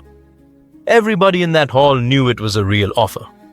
Voldemort wanted him alive, and always had. "For what?" said Voldemort when he did not move. "For these people. They loathe you. That woman behind you has not spoken to you in a year, except to threaten you. For her?" And Severus Snape said, "Yes." There was no speech. He did not explain himself to anybody in that room, and he never had. He stood in front of Lily Potter's son with no wand and both hands empty, and he was given a clear chance to live, and he did not take it. The curse hit him, and it did not go through. I cannot tell you exactly what happened next, because the people who were closest to it could not agree afterwards, and the man who understood this kind of magic best had died on the steps 40 minutes earlier. What is certain is this: something in that hall turned, and it turned very old and very fast, the way a tide does, and the thing that Lord Voldemort had aimed at Harry Potter came back at Lord Voldemort instead. The windows of the Great Hall went out, the tables went over, Every candle in the ceiling died at once, and when Minerva McGonagall got a light up, 30 seconds later, there was a black robe lying empty on the flagstones with nothing in it, and Severus Snape was dead on the floor beside it, and Harry Potter was on his knees with his right hand closed around a fistful of that man's sleeve. He carried the mark of it for the rest of his life. Not on his forehead, across the palm of his right hand, a thin pale line from the base of the thumb to the wrist, where he had held on to something while a 1,000-year-old piece of magic came through it. The rest happened quickly, because that is how it always goes. Death Eaters do not fight without him. Bellatrix Lestrange got out. Dolohop got out. The Carrows got out, both of them. Bartemius Crouch the Younger got out and went back to his rooms and ran interrogations for the next 4 years for nobody in particular, which suited him perfectly, because he had never actually needed a cause. And Peter Pettigrew came out from behind a statue on the 3rd floor at about 3 in the morning and walked back down a tunnel and told his superiors that he had done everything he had been asked. Nobody ever punished him for the 2 people at the chessboard, because the only person who would have cared was in a robe on the floor of the Great Hall. Lucius Malfoy left through the front gates with his hand on his son's shoulder. Draco Malfoy was 13 years old, and he had been brought along to watch a victory, and what he had actually watched was a man with no wand refuse to move, and then a hall full of people he had been taught were animals standing up in the dark and singing something badly. He did not say a word the whole way home. He was very quiet for about 4 years. Nothing dramatic ever came of it. He simply became, in the end, a man who did not join in, which does not sound like much, and in a family like his it is most of a life. And the regime held. That is the difference this whole timeline makes, and I need you to feel it properly. In the world we know, the First War ended in one night because the Ministry was still standing and the Death Eaters had nothing to hold. Here, by the morning of the 20th of May 1994, Lord Voldemort had no body, and Pius Thicknesser was still signing everything put in front of him, and Dolores Umbridge was in her office at 9, on time, and the Register of Undeclared Bloodlines had 11,000 names in it. The war did not end. It just lost its middle. Aberforth Dumbledore was alive in a cell on the 3rd level of Azkaban that morning. Nobody had told him his brother was dead, and nobody did, for 2 years. Minerva McGonagall became headmistress of Hogwarts on the 21st of May and did not sleep for 4 days. She held that castle for the rest of it with a book of locked pages and 5 names in it, 3 of them still standing. Lily Potter buried her friend from Cokeworth on a Thursday in the ground at Hogwarts, 20 feet from her husband. She did not forgive him. I said she would not, and she did not. What she did was walk her son up to the grave a week later and tell him the whole thing, all of it. February of 1980, and the rain and the barman and the 13 years, because she had made a rule with herself when he was born that she would never lie to him to make a conversation shorter. Was he a good man? Harry said. No, said Lily. Then why did he do it? And Lily Potter thought about that for a long time, standing in the grass in front of a stone with a name on it, holding the hand of a 13-year-old boy with a fresh scar across his palm. Because he could have gone the other way, she said, and he had gone the other way his whole life. And then once, at the end, when it cost him everything and got him nothing, he did not. She let go of his hand. That is not being a good man. It is not nothing either. You are going to meet people like that, and nobody is going to be able to tell you what to do about them. In the June of 1994, 9 floors under London, in a hall with shelves that go up further than the light reaches, an unspeakable whose name is not recorded anywhere took a ladder to shelf 97. There had been a great deal of paperwork. A body had failed to be produced. Hundreds of witnesses had described the same 30 seconds in the same hall. The Department of Mysteries does not care who is in charge of the country, and it has never once, in 900 years, failed to complete a record. He found a small glass ball with 14 years of dust on it, and a label with two things on it and a question mark where the second name should be. He took out a pen. He crossed out the question mark, and he wrote, in the space that had been waiting since the summer of 1980, the name Harry James Potter. Then he put the ball back on the shelf and went home. 14 years that label had been blank. 14 years of a war that should have ended in 1981.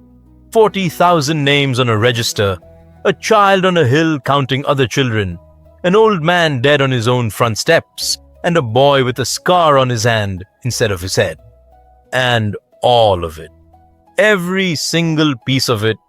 Because on a wet night in February in 1980, a frightened young man in a black coat worked out that he would look cleverer if he waited. He was right. Incidentally, he would have looked cleverer. That is the thing about this story that I cannot get out of my head. He was never brave until the very last second of his life, and he was never good, and he saved the world by accident and then paid for it on purpose. And the woman he did it for went home and told her son the truth about him, which is the only kind of monument a man like that could ever actually have earned.